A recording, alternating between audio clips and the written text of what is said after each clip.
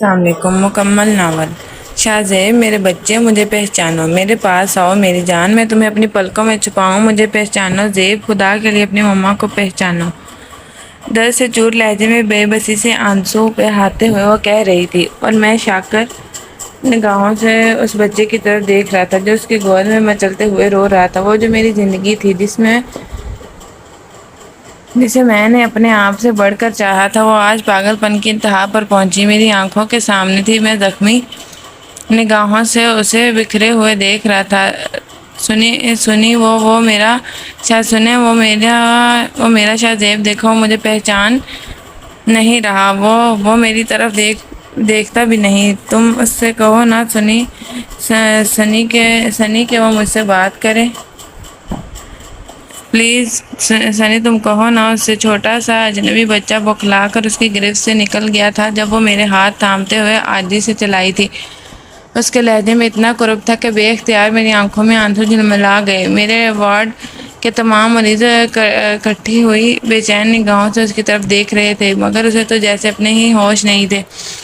पिछले 3 रोज से वो कोमा में थी, मगर आज होश संभालते ही उसने ये अजीब गरीब फरमाइश की थी। मैं उससे बात करना चाहता था, मगर उसका मौका दिए बगैर एक 7 साला बच्चे को देखती उसकी तरफ लपकी और उसे बाहों में जकड़ कर चूमना शुरू कर दिया। उस बच्चे की माँ अजीब हैरान कुन निगाहों से उसकी दीवानगी देख रही थी, मगर उसे किसी बात की कोई परवाह नहीं थी। वो इतनी बेख्तियार हो गई थी कि मेरे लिए उसे संभालना खासा दुश्वार हो गया था।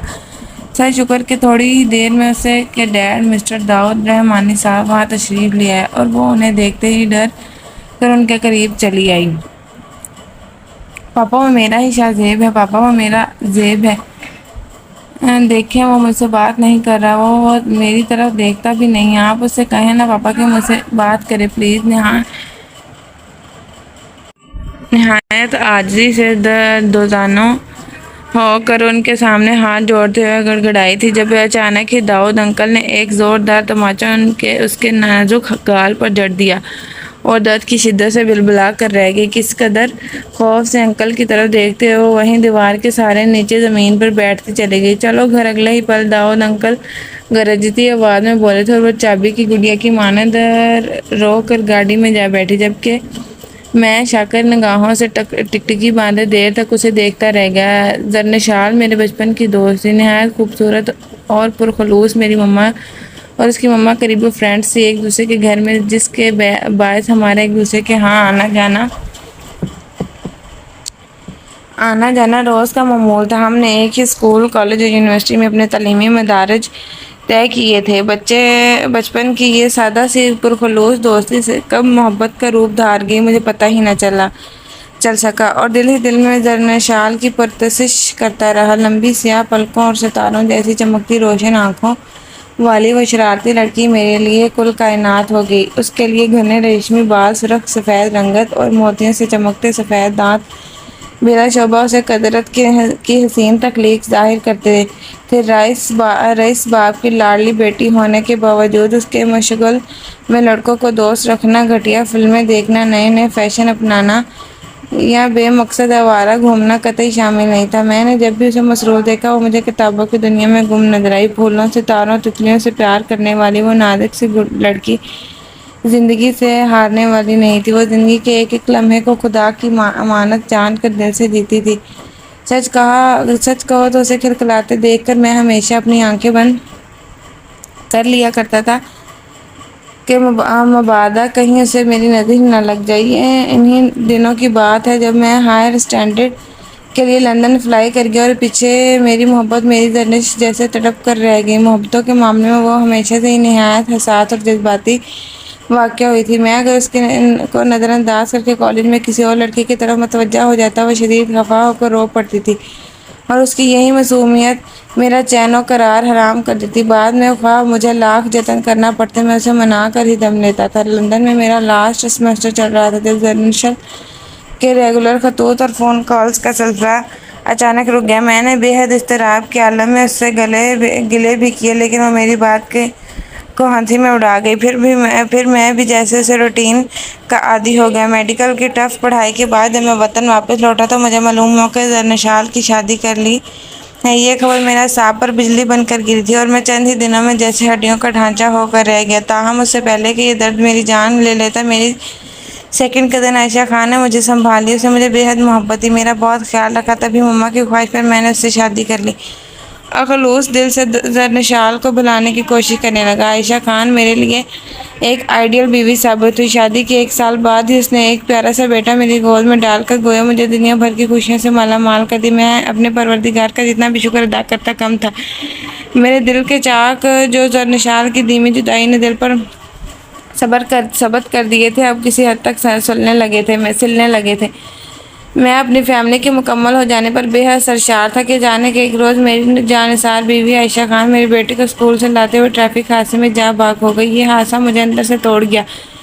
एक क़यामत थी जो मुझ पर गुजर गई, एक तूफान था कि जिसने मेरी दाद से वाबस्ता खुशी की हर शजर को जड़ से उखाड़ फेंका। तकदीर का इतना कारी वार मैं कैसे सह गया, आज तक सोचता हूँ। माँ तो 2 साल कबल ही वफात पा चुकी थी। बहुत बहन भाई अपनी अपनी ज़िंदगी में मसरूफ़ थे। ऐसे में मैं अपने 4 साल बेटे के साथ बिल्कुल अकेला रह गया। ज़िंदगी एक मरतबा फिर मुझे पाकिस्तान ले आई। पाक वतन की सरजमीन पर जब मैंने पहला कदम रखा तो सुकून और राहत का एक अजीब सा एहसास अंदर तक मुझे सरशार कर गया। नमी में खुली सर्द हवाओं ने लपक कर मेरे चेहरे को बोसा दिया तो मैं अपने अरसे तक अपने प्यारे वतन से अलग रहने पर हेम से रो पड़ा। इन्हीं गली कूचों में मेरी मोहब्बत परवान चढ़ी थी। उन्हीं महकती हवाओं ने मेरी सिसकियां पर मुझसे दलासे दिए थे। दरनिशाल को फिर से देखने की अमांग जगाई थी, लेकिन वो मेरे मिलने से पहले ही एक मरीज का रूप लेकर अचानक मेरे सामने आई। घर मैं उसे इस हाल में बिखरते हुए देखता रह गया। अभी दो रोज़ कबल ही लाहौर के एक अस्पताल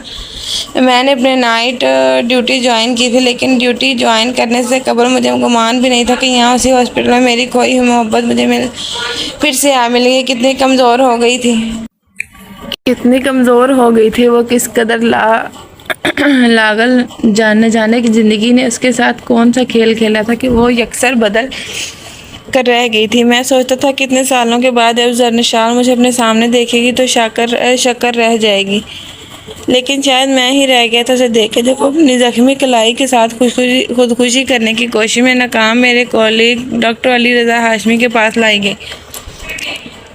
वो तहाल होश में थी और अपने बहते खून से बेनियाज दाऊद अंकल की गिरफ्त से अपना बाजू छुड़वाते हुए भाग जाने की कोशिश करी थी। मैं जो अली रज़ा के साथ बड़े खुशगवार मूड में पी हैंक रहा था, उसे यूँ इतने सालों के बाद उस हाल में देखकर दंग रह गया। उसका खून बहुत ज़्यादा बह चुका था। तभी अली ने उसे बेहोश का इंजेक्शन देकर खून का इंतज़ार करने का ऑर्डर दे दिया। ताहम वो बेहोशी के दौरान ही कोमे में चली गई और आज पूरे 3 दिन कोमे में रहने के बाद वो होश में वापस आई थी। सर शुक्र कि उसने मुझे पहचान नहीं था। ताहम वो एक छोटे से अजनबी बच्चे को बाहों में जकड़ कर रोती क्यों थी, ये मैं हाल नहीं समझ सका। अंकल भी जैसे उसके वाले से कोई बात करने को तैयार नहीं थे। 2 दिन सख्त इज़्तिराब में गुजर गए। जब तीसरे दिन मैं दिल के हाथों मजबूर होकर दरनिशाल को उसके बंगले की तरफ आ गया कि जिसके 2 दर दीवार में अभी तक हमारा बचपन, हमारे मासूम शौकियाँ छपी हुई थी। वही सुर्ख सफ़ेद टाइलों से तमीर शुदा शानदार बंगला आज भी उसका मस्कन था। यहाँ आकर मुझे मालूम हुआ कि आंटी 9 साल कबल ही वफात पा चुके हैं, जबकि जरनिशाल के बड़े भाई साजिद मुस्तकिल न्यूयॉर्क में सेटल हो चुके हैं। यहाँ सिर्फ अंकल और जरनिशाल का वजूद ही था। मुलाजमा ही की ज़ुबानी मुझे ये भी मालूम हुआ कि जरनिशाल की आया उस घर की पुरानी मुलाजमा खदीजा बीबी, जिसे मैं और जरनिशाल बचपन में सिर्फ बीबी ही कहा करते थे, आजकल छुट्टी लेकर अपने गाँव गई हुई हैं। मुलाजमा की फराहम करदा इत्तलात से सख्त मायूस होकर मैं दरनिशाल से मिलने उसे के कमरे में चला आया, जहाँ हम अपने जहाज़ी बेड के करीब नीचे ज़मीन पर बैठी एक खिलौने की सीने से लगाए शायद उसी के साथ बातें कर रही थी। ज़ेबी मेरे लिए मम्मा को मत बताओ ना, देखो अभी मम्मा पापा आएंगे तो मैं तुम्हारी शिकायत करूँगी, फिर पापा आपको डांटेंगे। मुझसे बात करो ज़ेबी, खुदा के लिए अपनी मम्मा से बात करो। धीरे धीरे अपने ही आप में गुम्बा बड़बड़ा रही थी। जब मैं दबे पाँव चलते हुए इसके करीब पहुँच गया और नहायत अपनाई से अपना दायां हाथ उसके हाथ कंधे पर रख दिया। दरनिशाल ने सर उठाकर फिरती से मेरी तरफ देखा, फिर अपनी बुराई हुई ज़रा आंखें बेदर्दी से रगड़ते हुए बोली, सनी तुम आ गई है, देखो मेरी ज़ेबी को कितना तेज़ बुखार है। इतने ही नहीं रहा, तुम कुछ करो ना ज़ेबी के लिए, प्लीज़ प्लीज़ मेरे बच्चे को बचा लो। ये मेरे गुल की वाहिद निशानी है, अगर उसे कुछ हो गया तो गुल मुझसे खफा हो जाएगा, लेकिन वो तो मुझसे खफा है सनी, अब तो सामने ही नहीं आता। वो ऐसा क्यों कर रहा है वो ऐसा दर्द से चोट लहजे में कराते हुए वो फिर से वही कहानी दोहरा रही थी कि जिसका थोड़ा सा हिस्सा मैं वार्ड मैं देख चुका था। वो उस वक्त इतनी नढाल उस कदर बिखरी हुई लग रही थी कि खुद मेरी आंखें झिलमिला गई थी। उसका दर्द मैं चाहकर भी नहीं जान पाया था। तभी मेरी आंखें में बिखरते आंसू देखकर वो होंठों पर उंगली रखते हुए सरगोश अन्ना अंदाज में बोली, चुप रोना नहीं, मेरा बेटा भी सोया है, वो जाग गया तो कल मुझे डांटेगा।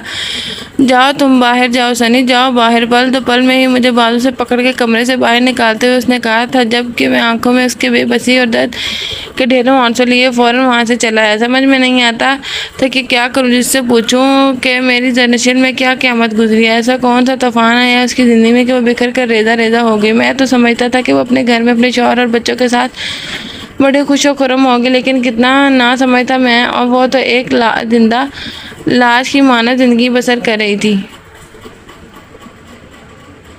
और उसका जिम्मेदार कौन था ये मैं ताहाल नहीं जान पाया था। न जाने किस जालिम ने मेरी फूलों जैसी दोस्त जरनिशाल के गुलाबी लबों से मुस्कुराहटें छीन कर उसे दर्द के दरिया में डुबो दिया था। वो जो दूसरों के मामूली से दर्द पर तड़प जाया करती थी, आज खुद सरापा दर्द बनी हुई थी, मगर उसे उसकी कोई खबर थी ना होश। अगला पूरा हफ्ता शदीद मसरूफियात में गुजरा। काम इतना था कि मैं अपने बच्चे पर भी ठीक से तवज्जो नहीं दे पाया और ना ही जरनिशाल के मुतालिक कुछ मालूम हो सका। अलबत्ता एक हफ्ते के बाद जैसे ही मुझे थोड़ी सी फुर्सत मैसर हुई, मैंने फ़ौरन जरनिशाल के घर फ़ोन करके जरनिशाल के मुतालिक पूछा। फ़ोन दाऊद अंकल ने ही रिसीव किया था। उनसे अब तक मेरी काफ़ी हेलो हाय हो चुकी थी, लिहाजा मैंने जरनिशाल के मुतालिक पूछा तो वो बड़ी मध्यम सी आवाज़ में बोले, सनी बेटा,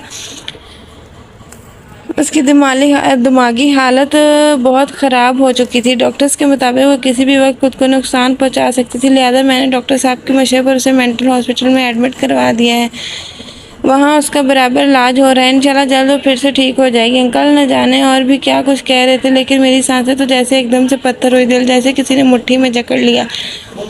मुझे लगा कि अगर मैंने ज़रा सी हरकत की तो ज़मीन मेरे पाँव तले से खिसक जाएगी और मैं रेत की मानद ढह जाऊंगा। मेरी फूलों जैसी नाजुक दोस्त का मिस्किन मेंटल हॉस्पिटल, आखिर ऐसा क्या हो गया था उसकी ज़िंदगी में? क्या वो पागल हो गई? इस सवाल का जवाब पाना मेरे लिए बहुत ज़रूरी हो गया था। तभी अपना खाली वजूद घसीटते हुए मैं अगले ही रोज़ अपनी हर मसरूफियात पसे पश डालकर जरनिशल से मिलने मेंटल अस्पताल चला आया। वहाँ से इंचार्ज डॉक्टर से बात की और उनकी हमराही में आधा घंटा मुलाकात का टाइम लेकर मैं जरनिशल के करीब चला आया, जहाँ रंग बिरंगे फूलों से सजी छोटी सी क्यारी के पास गेंडे के फूलों के नोचते हुए वो धीरे धीरे बड़बड़ा रही थी, गले गुल देखो ना, जेबी मुझसे बात नहीं कर रहा है, तुम उसे समझाओ ना गुल, उसे कहो ना कि मुझसे बात करे, मैं तुम लोगों के बगैर नहीं जी सकती। गुल प्लीज़ मुझे भी अपने पास बुला लो प्लीज़। उसका गला गुल बेहद ज़ख्मी था, तभी आवाज़ मुश्किल निकल रही थी, ताहम आंसू का सिलसिला अब भी जारी था। उसके रेशमी बाल मिट्टी से उठे होते जब उसका लिबास नहायत मैला होकर अक्सर जगहों से फट चुका था। यूँ लगता था कि जैसे किसी ने उसकी कोई परवाह ही ना हो। करोड़ों की जायदाद में खेलने वाली अमीज़ादी इस वक्त बहुत सी पागल ख़वातीन के दरमियान बैठी दर्द और लाचारी का एक जिंदा इजहार लग रही थी। तब मैंने आगे बढ़कर उसे पुकार लिया। जरनिशल, उसे पुकारते हुए मेरी आवाज़ भर आ गई थी, लेकिन अपने ही आप से बेनियाज जरनिशल ने खोए खोए से अंदाज में चौंक कर मेरी तरफ फिर चंद लम्हों तक टिकटिकी बांधे देख के बाद वो डॉक्टर साहब की तरफ देखकर कहते हुए दूर भाग गई और आयसी से गुड़गुड़ाते हुए, नहीं नहीं, खुदा के लिए मेरे बच्चे को मुझसे मत छीनो, देखो देखो उसे कितना सख्त बुखार है, उसे मुझसे दूर मत करो प्लीज़, मेरे बच्चे को मत मारो, मैं तुम्हारे आगे हाथ जोड़ती हूँ, मैं तुम्हारे पाँव पड़ती हूँ, खुदा के लिए मेरे बच्चे को छोड़ दो प्लीज़। दोनों हाथ जोड़कर बिलखते वो फूट फूट कर रो पड़ी थी। कितने करब उभर आया था उसके चेहरे पर, किस कदर बेबसी थी उसके लहजे में। तब मैंने एक बढ़कर अपने हाथों से उसके हाथों चुने थे और अपनाइए से बोला, ज़रे मुझे पहचानो दोस्त, मैं असाम अहमद हूँ, तुम्हारा दोस्त। मैं टूट सा गया था जब वो आंखों में तसलसल से गिरते हुए आंसू के साथ वो करीब आई और दर्द से चूर भरी हुई आवाज़ में बोली, सनी सनी तुम आ गए, सनी तुम इन्हें समझाओ ना, इन्हें कहो ना कि मेरे जेबी को मत मारे, वो तो बहुत छोटा है, उसे बहुत बुखार है सनी, उन्होंने मेरे गुल को भी मार दिया है, तुम इन्हें कहो ना सनी प्लीज़। गड़गड़ाते हुए मेरी कदमों में गिरकर सिसकने लगी थी जब मैंने दिल के हाथों मजबूर होकर उसे अपनी बाहों में समेट लिया। दर्द के बोझ से मेरा दिल फट रहा था। उसकी सूजी हुई सरों आंखों से मुतवत्तर गिरते आंसू ने मेरा जिगर काट कर रख दिया। मेरी समझ में नहीं आ रहा था कि मैं क्या करूं। तभी मुलाकात का वक्त ख़त्म हो गया और मैं जरनिशाल को उसके हाल पर छोड़कर दिल में हज़ारों गम लिए वहाँ से वापस चला। उस रोज़ मौसम बहुत खूबसूरत हो रहा था, हल्की हल्की ठंडी हवाएं माहौल में खासी खनकी फैला रही थी। मेरा बेटा टीवी पर कार्टून देख रहा था। मैं मुसलसल रोकते हुए दिल के साथ दरअसल के मुतालिक सोच रहा था। आज मेरी नाइट ड्यूटी थी, लिहाजा मैं मुलाजमा को अपने बेटे दानियाल का ख्याल रखने की हदायत करते हुए घर से निकल आया। इरादा लॉन्ग ड्राइव पर निकलने का था, लेकिन न जाने क्यों आप जैनशल हाउस की तरफ खींचते चला। वह खूबसूरत घर जो कभी जैनशल की शरारत और उसकी मासूम कहकों से आबाद रहता था, आज किस कदर वीरानी समोए किसी खंडर का सा नज़ारा पेश कर रहा था। यूँ लगता था जैसे मुद्दत से यहाँ कोई रहता ही ना। फिर उससे पहले कि मुलाजमा से दाऊद अंकल के मुतालिक पूछता, एक अधेड़ उम्र औरत वहीं टीवी लॉन्च में चली आई। मैं उसे देखकर ठिठक गया था। न जाने क्यों ऐसा लगता था जैसे मैंने उसे पहले भी कहीं देखा है। तभी वो औरत थोड़ी देर देर मेरी तरफ देखने के बाद पहचानी और अपनाई से मुस्कुराई। कैसे हो सनी बेटा, बरसों बाद तुम्हें देखा है, बहुत प्यारे हो गए। अपनी बीवी को तो यकीन भुला चुके हो तुम, है ना। उनके मीठे लहजे में हल्का सा तन था। तब बरसों के बाद किसी अपना का निगाहों के सामने पाकर मेरी पलकें भीग लपक कर मैं आगे बढ़ा, उनके गले लगकर खुश से रो पड़ा। बीबी आप यहाँ थी ना मेरी जर्नशल के पास। फिर वो मेंटल हॉस्पिटल कैसे पहुँच गई बीबी, कैसे पहुँच गई वो मेंटल हॉस्पिटल। खुदीजा बीबी से अलग होते ही दिल का दर्द मेरी जुबान पर आ गया। तभी मैंने खुद जज्बाती होते हुए पूछा, तो एक पल के लिए बेबी की आंखें भी भीगी। ताहम वो मुझे कुछ भी बताने पर राजी नहीं थी। लेकिन जब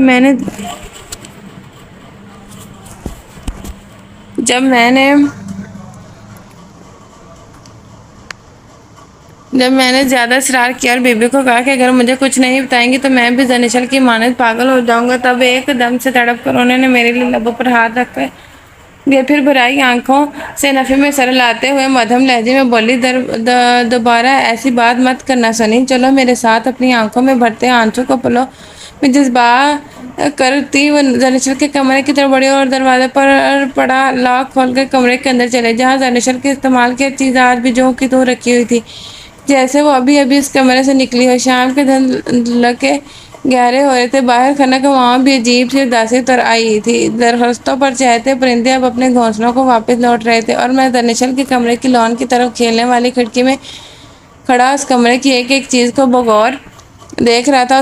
उसकी खूबसूरत किताबों से सजी शेल्फ, राइटिंग टेबल जहाँ बैठकर भरपूर तवज्जो के साथ अपने नोट्स बनाया करती थी, उसके खूबसूरत मलबूसात की अलमारी, जूतों की अलमारी, सब कुछ वैसा ही था जैसा आज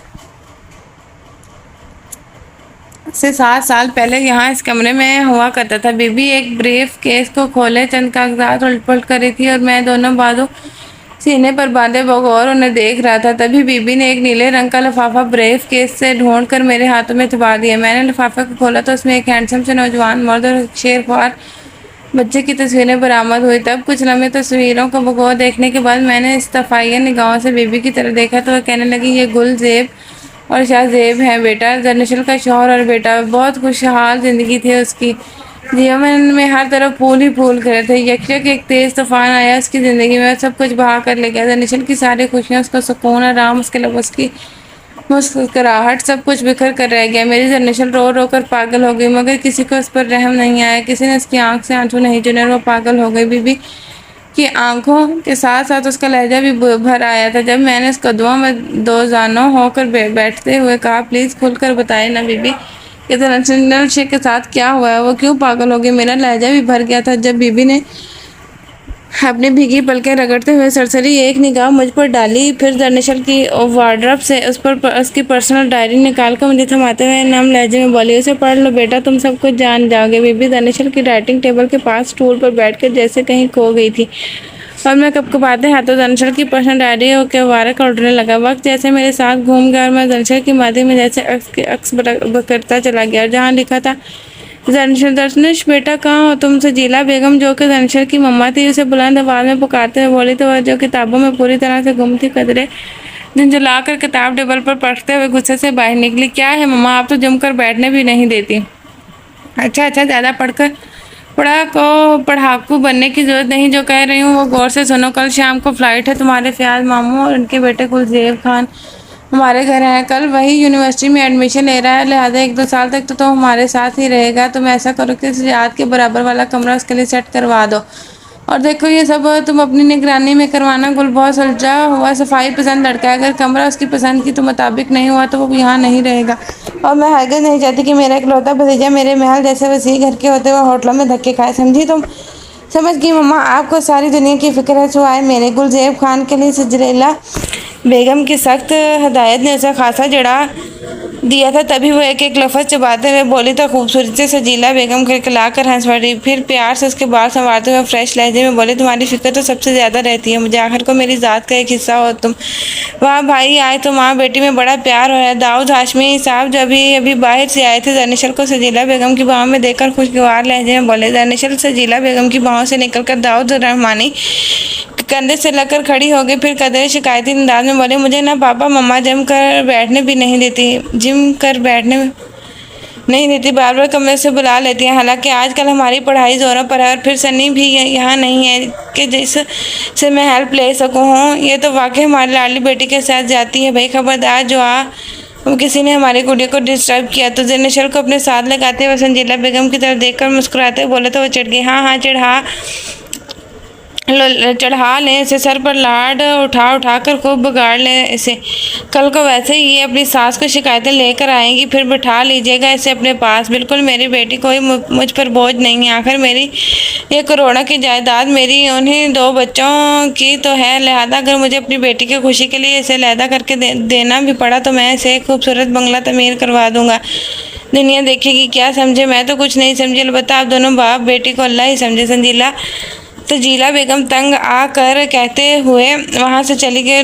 दाऊद हाशमी जरनिशल के एक साथ फलक शगाफ कहकर लगाया। अगले रोज गुलज़ेब की आमद की तैयारियां रूज पर थी। रगड़ रगड़ कर पूरे बंगले को चमकाया जा रहा था। मजे मजे के खाने बन रहे थे। गुलज़ेब खाने के कमरे का ताज़ा फूलों के गुलदस्तों से महका दिया गया था क्योंकि उसे कुदरती फूल बेहद पसंद थे।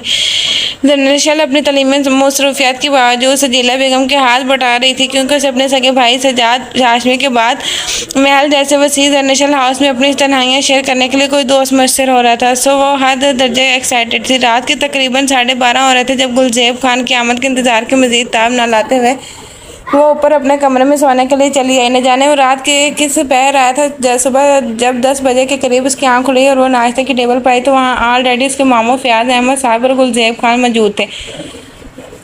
उसने अपनी सीट संभालते ही उन्हें अदब से सलाम किया तो वो खुश होकर उसे सलामती की दुआएं देने लगे। अरे ये तो ज़ेर है, कमाल है, चंद सालों में इतनी बड़ी हो गई। गुलज़ेब जो सजीदा बेगम के साथ महू गुफ्तगू चाय की जिसके ले रहा था उसे शौक निगाहों से देखते हुए मुतवस्सम लहजे में बोला तो अच्छी खासी चौंक गई। तभी बोली, जी आप तो जैसे अभी तक फेडर पीते हैं। उसी का अंदाज ऐसा था कि गुलज़ेब के साथ साथ वहाँ मौजूद सभी लोग खिलखिला कर हंस पड़े। जबकि जरनिशल अपने यूनिवर्सिटी से देर से आने का बहाना बनाकर फौरन वहाँ से उठ गई। अगले ही रोज़ फयाज साहब वापस चले गए।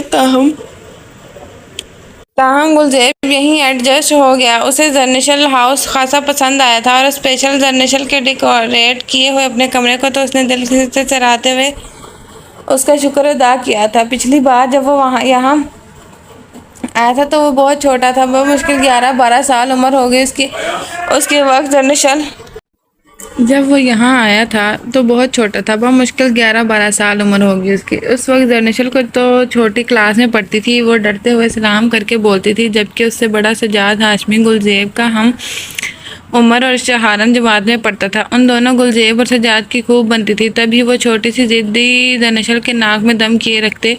फिर जिस वक्त सजाद को बेहतर तालीम के लिए दाऊद हाशमी साहब ने अपने एक दोस्त के पास लंदन भेज दिया और गुलज़ेब अपनी छुट्टियां गुजार कर वापस अपने गांव में चला आया तो नाजुक से जरनिशल हाशमी ने सुख का सांस लिया। उस बात को तकरीबन 15 साल का अरसा गुजर चुका था लेकिन गुलज़ेब इन 15 सालों में फिर दोबारा ठहरने के लिए कभी जरनिशल हाउस नहीं आया। ज़िंदगी में मसरूफियात इस कदर पड़ गई थी कि उसे फिर कहीं भी पढ़ाई डालने का मौका ही ना मिल सका। कुछ उसकी मम्मा जरीना बेगम भी उसके बगैर एक पल नहीं रह सकती थी। यूँ वो उनके जीते जी 1-2 दिन रुकने के लिए भी जरनिशल हाउस ना आ सका। कभी इधर का चक्कर लगा भी तो महज चंद घंटों के लिए। ताहम अब जरीना बेगम के वफ़ात के बाद फयाज साहब ने उसे मज़ीद तालीम के लिए दिल पर पत्थर रखकर लाहौर भेज दिया था। बचपन की तरह अब भी वो एक दूसरे से खूब झगड़ते थे। उसके आने से जरनशल की तन्हाइयाँ बहुत हद तक कम हो गई थी, लेकिन वो फिर भी उसका कतई लिहाज नहीं करती थी। गुलजेब जितना खूबसूरत था उतना ही शौक मिलनसार भी था। वालिदैन का इकलौता और लाडला बेटा होने की वजह से उसके पापा उसकी हर ख्वाहिश पर लब्बैक कहते थे। फिर दौलत की भी खूब फरावानी थी, तभी वो जिस महफिल में जाता वहाँ रौनक लग जाती। कैसे ही खुश मिजाज था वो। उसे रोज़ बारिश की वजह से मौसम कुछ ठीक न था। रिमझिम बूंदें ताहाल बरस रही थी और सड़कों पर पानी रुक गया था। तभी जरनशल ने यूनिवर्सिटी जाने का प्रोग्राम मुलतवी कर दिया। उसे घर पर देखकर गुलजेब भी यूनिवर्सिटी ना गया। अलबत्ता दाऊद हाशमी साहब और सजीला बेगम एक अहम डील फाइनल करने की गर्ज से ऑफिस सिधार गए। जरनशल नाश्ते से फरागत के बाद बड़े मजे से अपने कमर में घुस कर पुराने क्लासिकल गीत देख रही थी, जब गुलजेब भी उसे तंग करने के लिए इरादे से वहां चला आया। क्या बात है डियर, कदन बड़ी बेनियाज रहने लगी हो आजकल। दोनों हाथ उसके बेड के करीब धरी कुर्सी की पश पर जमाते हुए वो फ्रेश लहजे में बोला तो जरनशल सरसरी सी एक निगाह उस पर डाल कर रह गई। हो वैसे एक बात बताओ, तुम अपने आप को समझती क्या हो, किसी रियासत की राजकुमारी, या मैं ही तुम्हें कोई बेवकूफ़ लगता हूँ जो हर वक्त तुम्हारे आगे पीछे फिरता रहूँ? और मोहतरम किस बात का जवाब देना ही गवारा ना करें। वो अच्छा खासा चिढ़ गया था जब जरनशल ने बेसाख्ता मुस्कुराते हुए उससे पूछा, तुम आज यूनिवर्सिटी क्यों नहीं गई? तुम नहीं गई तो मेरा भी जाने को दिल नहीं किया। तुम्हें अच्छा नहीं लगा? लो, मुझे क्यों अच्छा नहीं लगेगा? वैसे भी तुम्हारा दिल चाहे तुम जाओ, ना चाहे ना जाओ, मुझे क्या? उसकी बातों में आए बगैर वो कतई बेनियाई से बोली और कंबल से निकल कर किचन में चली आई। क्योंकि उसने सुबह नाश्ते के साथ चाय नहीं पी थी, लिहाजा उस वक्त उसे चाय की शिद्दत तलब महसूस हो रही थी। सुनो, तुम चाय बना रही हो ना, प्लीज़ एक कप मेरे लिए भी बना देना। वो उसके पीछे ही उठकर किचन में चला आया था और चौंक कर आज लेट होने के बायस नाश्ता ना कर सका था। तभी फरमाइशी अंदाज में बोला तो जरनशल ने बिना किसी लिहाज के फिट से इनकार कर दिया। सॉरी जनाब वाला न चीज़ आपकी कनीज़ या मुलाजमा नहीं है जो आपकी खिदमतें करती फिरे, लिहाजा अपनी चाय खुद बनाएं और पी जाइए, मुझे अपना प्रोग्राम देखना है। वो चौंक कर कम पत्ती और ज़्यादा चीनी वाली चाय पीती थी, जबकि गुलजेब को ज़्यादा पत्ती और कम चीनी वाली चाय पसंद थी। लिहाजा दोबारा चाय बनाने की जहमत से बचने के लिए फ़ौरन दामन छुड़ा गई। तो गुलजेब उसके मुस्कुराते चेहरे को घूरते हुए खुद ही अपने लिए चाय बनाने लगा। उसने दूध, पत्ती, चीनी बर्तन में एक साथ डालकर फक्त एक उबाल दिया और फिर बिना किसी कपड़े के यूं ही हाथों से गर्म बर्तन को नीचे उतारने की कोशिश की, मगर बर्तन की तपिश को बर्दाश्त न करते हुए सारी चाय अपने ऊपर गिरा बैठा। हमारा तकलीफ से उसकी सिसकारियां निकल गई, जबकि जरनशल जो किचन के दरवाजे में खड़ी ये सारी कार्रवाई देख रही थी, बेसाख्ता इसकी हंसी छूट गई। उसे चौंका घरेलू कामों में कतई महारत नहीं थी, तभी वो ना सिर्फ खुद को जला बैठा बल्कि अच्छा खासा कार्टन का कीमती सफ़ेद सूट भी नाश कर बैठा। बेचारी चाय वाले बर्तन को जमीन पर औंधे पड़ा देखकर वो खिलखिलाते हुए तंजिया अंदाज में बोली तो गुल घूर कर उसकी तरफ देखते हुए मुंह फैलाकर किचन से निकल गया, जबकि जरनशल उसके वहाँ से जाने के बाद भी देर तक हंसती रही। शाम को जब दाऊद साहब और सजीला बेगम को इस बात का पता तो सजीला बेगम ने जरनशल को डांटते हुए इन दोनों के दरमियान सुलह करवाने की कोशिश की, लेकिन गुलजेब का मूड बदसूरत बना रहा। अगली सुबह जब जरनशल नाश्ते की टेबल पर आई तो गुल वहाँ मौजूद नहीं था, वो गायब था। दाऊद साहब आज जल्दी ही ऑफिस के लिए निकल गए थे, जबकि सजीला बेगम गुल और उसका इंतजार कर रही थी। तभी वो इन्हें सलाम करके अपनी सीट पर बैठी तो उन्होंने कहा, जल्दी बेटा चलो पहले गुल को बुला कर लाओ।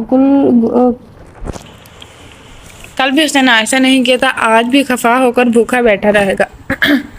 स्लाइस पर जैम लगाते हुए उन्होंने मोहब्बत से कहा तो जरनशल बिल्कुल फ्रेश मूड के साथ दो सीढ़ियां फलांगते हुए ऊपर गले गुल के कमरे में चली आई, जहां वो तकिया बाहों में छुपाए खासी बेतरतीबी के साथ औड़ा तिरछा बेड पर मुँह खूब था। उसे उस तरह सोते हुए देखकर जरनशल को हंसी निकल गई। तभी कुछ सोचते हुए फ्रिज की तरफ बढ़ी और उसमें से ठंडा पानी की बोतल निकालकर बेखबर सोए हुए गुलजेब पर उंडेल दी। वो बेचारा उसे अचानक उस्ताद पर हड़बड़ा कर उठा तो सामने जरनशल खड़ी दांत निकाली थी। ये क्या बदतमीज है जरी, घूर कर उसकी तरफ देखते हुए खासा बरआब्द लहजे में बोला, मगर इधर असर किस पर था? तभी वो उसकी हालत से लुत्फ उठाते हुए अजीब दिलरुबा अंदाज में बोले, जनाब सुबह के 9:30 हो रहे हैं और नाश्ते की टेबल पर आपको इंतज़ार किया जा रहा है, सो उठिए और नाश्ता कर लीजिए। उसका अंदाज खालिस छुड़ाने वाला था। तभी गुलजेब झिंझलाते हुए बोला, जरी मैं छोड़ दूंगा नहीं तुम्हें। कदरे जीच होकर वो बेड से उतरा था जब जरनशल ने हंसते हुए अपनी टांग उसकी टांग से उड़ा कर उसे नीचे गिरा दिया। जब उसकी शामत यकीनी थी, लेकिन उससे पहले कि वो शदीद मशल और होकर उसकी तरफ बढ़ता हुआ उसे लड़खड़ाकर जमीन पर गिरते हुए देखकर एक मरतबा फिर खिलखिलाकर हंसे और फौरन ही कमरे से निकलकर नीचे की तरफ दौड़ लगा दी कि जहाँ सजीला बेगम चाय की चुस्कियां लेते हुए ताहाल उसकी मंतजर थी। दिन यूं ही पुर लगा कराट रहे थे। दिनशल और गुल के झगड़ों में अब खासी हद तक कमी आ गई थी। इस रोज गुल यूनिवर्सिटी से वापस लौटा तो सजीला बेगम ने उसे आवाज देकर वही नाच में अपने पास बुला लिया। जी पप्पा, आपने मुझे बुलाया।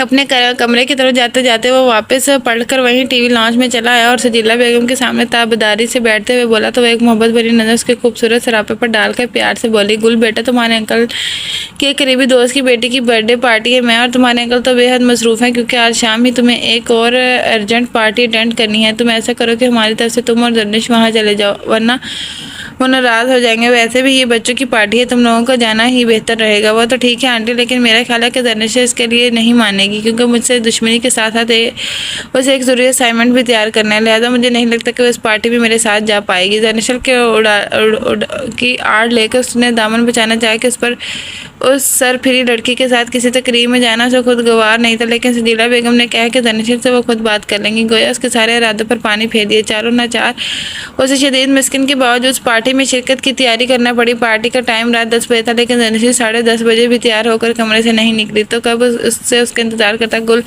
देर दिन जलाकर खुद ही उसके कमरे में चला जहाँ वो अभी अपने कपड़े ही प्रेस करी थी। मोहतरमा, पार्टी का टाइम 10 बजे था और आप 10:30 हो रहे हैं। आपकी सवारी बाद बहारी से निकलेगी या मैं ज़बरदस्ती उठाकर ले जाऊँ? वो अच्छा खासा जला भुना था। तभी दनिश ने मुस्कुराकर उसकी तरफ देखते हुए खुशगवार लहजे में कहा, बस सिर्फ 2 मिनट और तुम चल कर गाड़ी में बैठो, मैं बस अभी आई। खालिस लापरवाह अंदाज में था उसका। तभी गुल जेब मजीद तब कर कमरे से बाहर आया और आकर गाड़ी में बैठकर सच शुक्र के अगले 5 ही मिनट में दनिशल घर से निकल आई, वरना कुछ बाईद न था कि गल उसके साथ उलझ पड़ता। सुनो, मैं कैसी लग रही हूँ? शौक निगाहों से गुल का सुरख चेहरा देखते हुए वो बशाश लहजे में बोली तो मजीद चढ़ गया। तुम तभी चबा चबा कर बहुत खूबसूरत। वैसे भी तुम लड़कियां बड़ी खुश नसीब होती हो क्योंकि अगर तुम्हारी नाक मोटी, आंख फेंकी और होंठ भरे बद्दी हुए तब भी खैर है क्योंकि मेकअप तुम्हारे हर खामी को खूबसूरत के साथ छुपा देता है, जबकि हमें तो वैसे ही सूरत से काम चलाना पड़ता है जैसे अल्लाह ताला ने दी है। उसका अंदाज ऐसा था कि खूबसूरत सी सरनजिश बेसाख्ता खिलखिला कर हंस पड़ी। फिर उसे मतबस्सम अंदाज में बोली, सचमुच क्या करें, तुम्हारी किस्मत। वैसे एक बात है, हम लड़कियां ख्वाह कितनी खूबसूरत, ज़हीन, समझदार और होशियार क्यों ना, तुम्हारे शानदार मर्दाना मिजाज से तो हमेशा ही हार जाती हैं। राइट, अब चलें फिर। पूर निगाहें उसके सीन सरापे पर डालते उसने गाड़ी स्टार्ट की और स्पीड तेज़ कर दी। गुल, ये क्या बदतमीज़ी है, स्पीड आहिस्ता करो वरना कोई हादसा हो जाएगा। गाड़ी जिस रफ्तार से सड़क पर भाग रही थी उसने वाकई दनिशल को परेशान कर डाला था। तभी वो बुखला कर तेज लहजे में बोली, मगर गुलजेब उसके कहने की कोई परवाह नहीं थी। तभी खतरनाक मोड़ काटते हुए मजे से बोला, आई डोंट केयर, तुमने देर करवाई है, अब भुगतो। Please stop it. गुल, फ़ौरन गाड़ी रोको, नहीं तो मैं चीख चीख कर पूरे शहर को इकट्ठा कर लूँगी। उसकी बेनियाजी से उसे चिड़ दिला के तभी चीख कर बोली, मगर गुलजेब उसकी परवाह नहीं थी। सो कंधे अचकाकर स्पीड मजीद बढ़ाते हुए मुतमईन लहजे में बोला, एज यू विश, लेकिन गाड़ी तो आज इसी स्पीड से चलेगी। आज ही तो मौका मिला है तुम्हारे सारे हिसाब बराबर करने का। नहीं गुल, प्लीज़ ऐसे मत करो, मुझे बहुत डर लग रहा है। प्लीज़ गाड़ी रोक दो, प्लीज़। पल में ही उसका लहजा भर आया था। तभी गुलजेब ने अजहद लुत्फ उठाते हुए निचला होंठ दबाकर कहा, गाड़ी की रफ्तार मामूली पर आ सकती है, मगर उसके लिए मेरी एक शर्त है। कैसी शर्त? कुछ खास नहीं, शर्त सिर्फ इतनी है कि आइंदा तो मेरे साथ लड़ाई झगड़ा बिल्कुल नहीं करोगी। हल जल कर अच्छे बच्चों की तरह प्यार मोहब्बत से रहोगी, मेरे लिए चाय बनाओगी, मेरे कपड़े भी खुद प्रेस करके दिया करोगी और हर रोज़ मेरे कमरे की सफाई भी खुद अपने हाथों से किया करोगी। कहो मंजूरा से हर आसान देकर वो चालाकी से बोला तो मदहोश उस दनिशल ने जान बची 100 लाखों पार के तहत छठा इस बात में सर जोर जोर से चला दे। फिर मुश्किल से अपने हवास काबू में लाते हुए बोली, मैं जिंदा ही तो ये सब कर पाऊंगी ना, जब तक मैं जिंदा हूँ तुम नहीं मर सकती। ओके। गाड़ी की रफ्तार मामूली पर लाते हुए कदर फैसला जब बोला तो मदहोश उसकी अखड़ी सांसों को हमवार करती उसे बस एक नज़र खफगी से देख कर रह गई। अगले कुछ ही लम्हों में वो जहाँ जेब अहमद साहब के घर के सामने थे। दनिशल उससे शदीद खफाती, तभी उसे साथ लिए बगैर अकेले घर के अंदर चल दी, जबकि वो गाड़ी लॉक करके मुस्कुराते हुए उसके पीछे ही वसील लॉन में चला जहाँ उस वक्त जहांजेब साहब की इकलौती बेटी दानी की बर्थडे पार्टी अपने रूज पर थी। दनिशल चौंक जहांजेब साहब की फैमिली को ऑलरेडी जानती थी, लिहाजा वो फ़ौरन दानिया की तरफ बढ़ गई, जबकि गुलजेब जहांजेब साहब से हाथ मिलाकर उन्हें दाऊद रहमानी साहब की अदम मौजूदगी का अज़र बताने लगा। उसी स्नाह में दानिया की नज़र उसके दिलकश शराफे पड़े। वो दनिश से मजरत करके फ़ौरन उसकी तरफ आई। हेलो, आप मिस्टर गुलजेब हैं ना? किस कदर मुसरत से उसने पूछा था। तभी गुलजेब ने कदरे चेहरानी से उसकी तरफ देखते हुए इस बात में सर हिला दिया। वेरी सरप्राइजिंग, मैं दानिया जहाँ ज़ेब हूँ और आप आज मेरी ही पार्टी में तशरीफ़ लाए। अच्छा, लेकिन आप मुझे कैसे जानती है? जहाँ ज़ेब साहब अपने एक दोस्त की तरफ बढ़ गए थे जब गुलज़ेब खान ने भरपूर तो जस के जाने मबजूर करते हुए दिल जैसे, जनाब आप मेरे ही डिपार्टमेंट में मेरे ही साथ पढ़ते हैं, मेरी फ्रेंड्स आपको बहुत पसंद करती हैं। खुद मैंने कितनी बार आपसे बात करना चाहिए, लेकिन आप तो इतने बेनियाज हैं कि नज़र उठाकर इधर से उधर देखना गवारा नहीं करते। बहरहाल आज आपको यहाँ देखकर मुझे बहुत खुशी हो रही है। वो बेहद एक्साइटेड हो रही थी। तब गुलज़ेब भी उसका मन रखने के लिए धीमे से मुस्कुराते बोला, मी टू।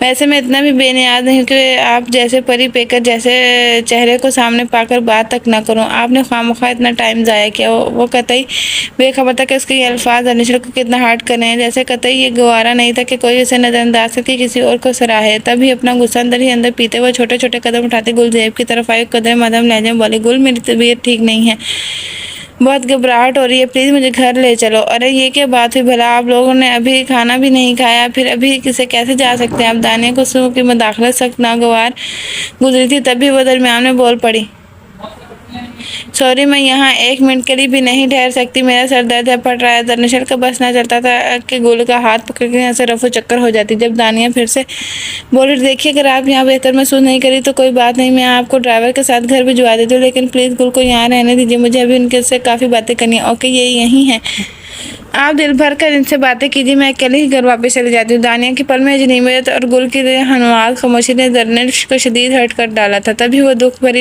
एक नज़र दोनों पर डालते हुए वहाँ से चली आई। शिद्दत गम से आंखें भर आई थी। अपनी बेकदरी का दुख उसे खाया जा रहा था, लिहाजा वो किसी की भी परवाह किए बगैर पैदल ही अपने घर के लिए चल पड़ी। गुलज़ेब इतना मौका परस्त संगदिल और बेमुरवत होगा उसने कभी सोचा भी नहीं था। दिल ही दिल में खूब बेचैताब खाते हुए बड़े बड़े कदम उठा रही थी जब गुलज़ेब गाड़ी लेकर ऐन उसके सामने आ गया। फिर फ्रंट डोर खोलते हुए संजीदा लहजे में बोला, चलो बैठो, गाड़ी नहीं, तुम जाकर उस तरसी हुई मखलूक से बातें करो, मैं खुद ही घर चली जाऊंगी। जरे क्या तुम दानियाल से जेलसी फील कर रही हो? उसने उसके बिगड़े तेवर देखकर वो मज़े से बोला तो जर्नेशल फ़ौरन फटी, चलती है मेरी जूती, जलती है मेरी तरफ से भाड़ में जाओ तुम। ओके प्लीज़ बी रिलैक्स, अगर तुमसे जेलस नहीं हो तो फ़ौरन गाड़ी में बैठ जाओ, वरना मैं घर जाकर आंटी से कह दूंगा कि तुम कहीं खो गई हो, लिहाजा वो खुद ही तुम्हें ढूंढते फिरेंगे।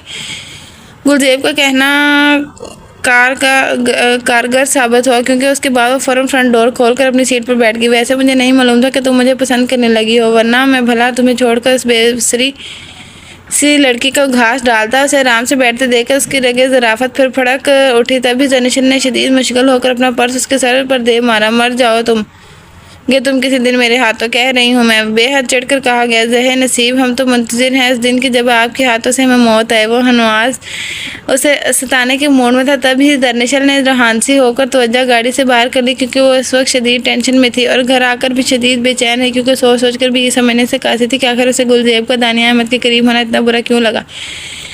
दिल था कि किसी काम में नहीं लग रहा था। तभी डिप्रेस होकर वो कंप्यूटर के सामने बैठ गई ताकि अपने हाल अहवाल की खबर ले सके। अगले दो रोज़ तक भी वो सस्ती रही थी, लेकिन जल्द ही उस पर अपनी बेकली का राज खुल गया। जब 3 दिन की छुट्टी के बाद वो गुलज़ेब के साथ यूनिवर्सिटी आई तो उसे 3 पीरियड्स के बाद ही दानिया अहमद के साथ कैफेटेरिया में हंस कर गपशप लगाते देखकर वो जी जान से जल गई। हालांकि उसका डिपार्टमेंट गुलज़ेब से अलग था और वो हफ्तों बाद इधर का चक्कर लगाती थी, लेकिन जाने क्यों दानिया अहमद के गुलज़ेब के साथ देखकर उसे लगा वो दोनों हर रोज़ यूं ही मिलते हैं। और ये ख्याल, ये तस्वर कितना तकलीफ देता। उसका दिल जैसे डूब गया, आंखें लबलब आंसू से भर आई। उस रोज़ उसे मालूम हुआ था कि उसे गुलज़ेब का दानिया अहमद के करीब होना तकलीफ क्यों देता है।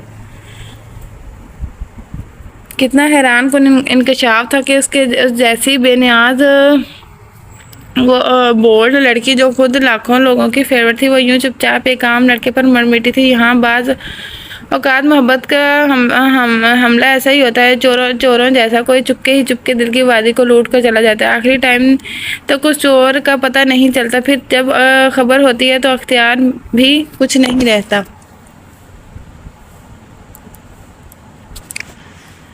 वरना वो मुझ पर बहुत हंसेगा, बहुत मजाक उठाएगा। मैं दिल का राज खुद पर अफशां होते हुए जी जान से काम गई, जानती थी कि उसकी और गुल की आपस में कितनी लगती है। तभी वो तेजी से अपनी भीगी पलकें साफ करके उन्हीं कदमों पर वापस पलट गई, जबकि कैफेटेरिया में उससे थोड़े ही फासले पर बैठा गुलज़ेब जान खान अफंदी, जो बजाय दानिया अहमद के साथ कुछ गेपियों में मसरूफ था, उसे यूं दरवाजे पर ही ठटक कर रुक जाते और फिर अपनी भीगी पलकें साफ करके वापस पलटते हुए देख कर जाने क्यों दिल ही दिल में धीमे से मुस्कुरा दिया। उस रोज़ संडे था और मौसम हद से ज़्यादा खूबसूरत हो रहा था। हल्के हल्के हल्के बादलों से भरा आसमान और ठंडी ठंडी मुअत्तर हवाएं तबीयत को अजीब सरूर बख्श रही थी। तभी दरनिशा अपने कमरे से निकलकर सीधी लॉन में चली आई, क्योंकि ऐसे मौसम को लॉन में बैठ कर फूलों के साथ एंजॉय करना उसे हमेशा से अच्छा लगता था। सुनो सुनो जरी,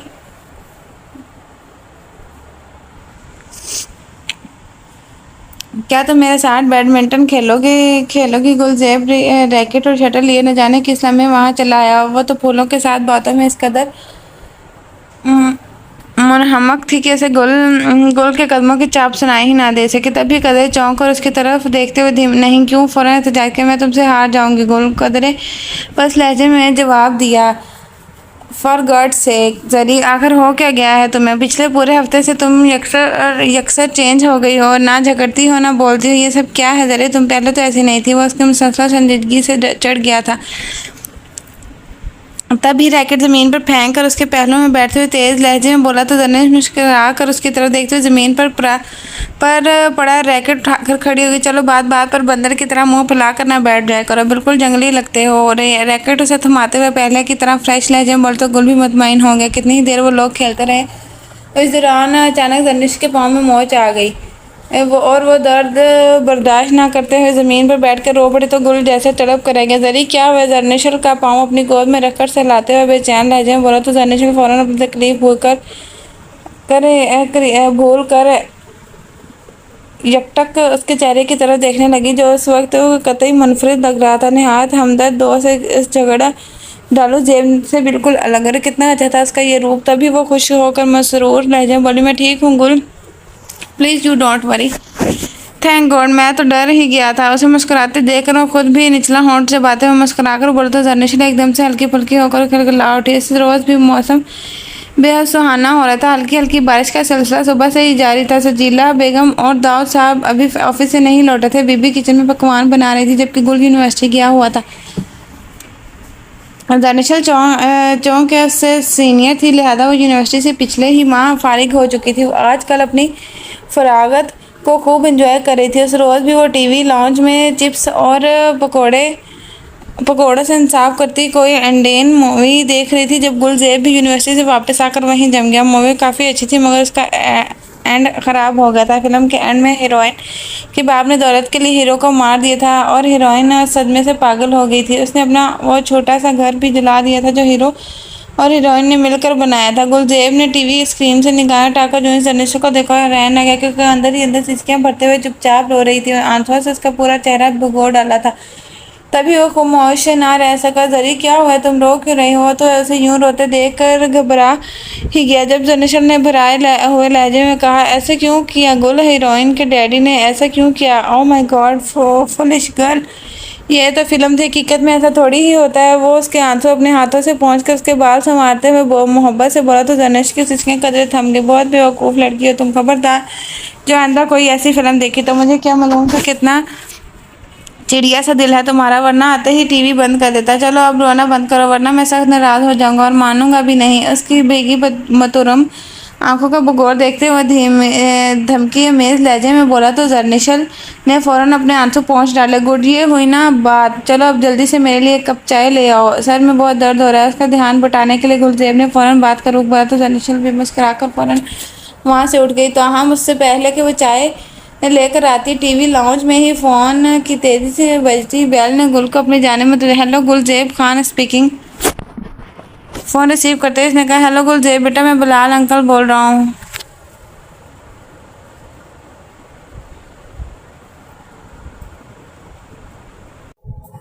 फ़ोन रिसीव करते ही उसने कहा, हेलो गुलजेब बेटा, मैं बिलाल अंकल बोल रहा हूँ। तुम्हारे पापा की तबीयत बहुत ख़राब है, उन्हें कल रात ही फर्स्ट अटैक हुआ है। जितनी जल्दी हो सकता है गाँव चले आओ। दूसरी जानिब गुलजेब खान अफंदी के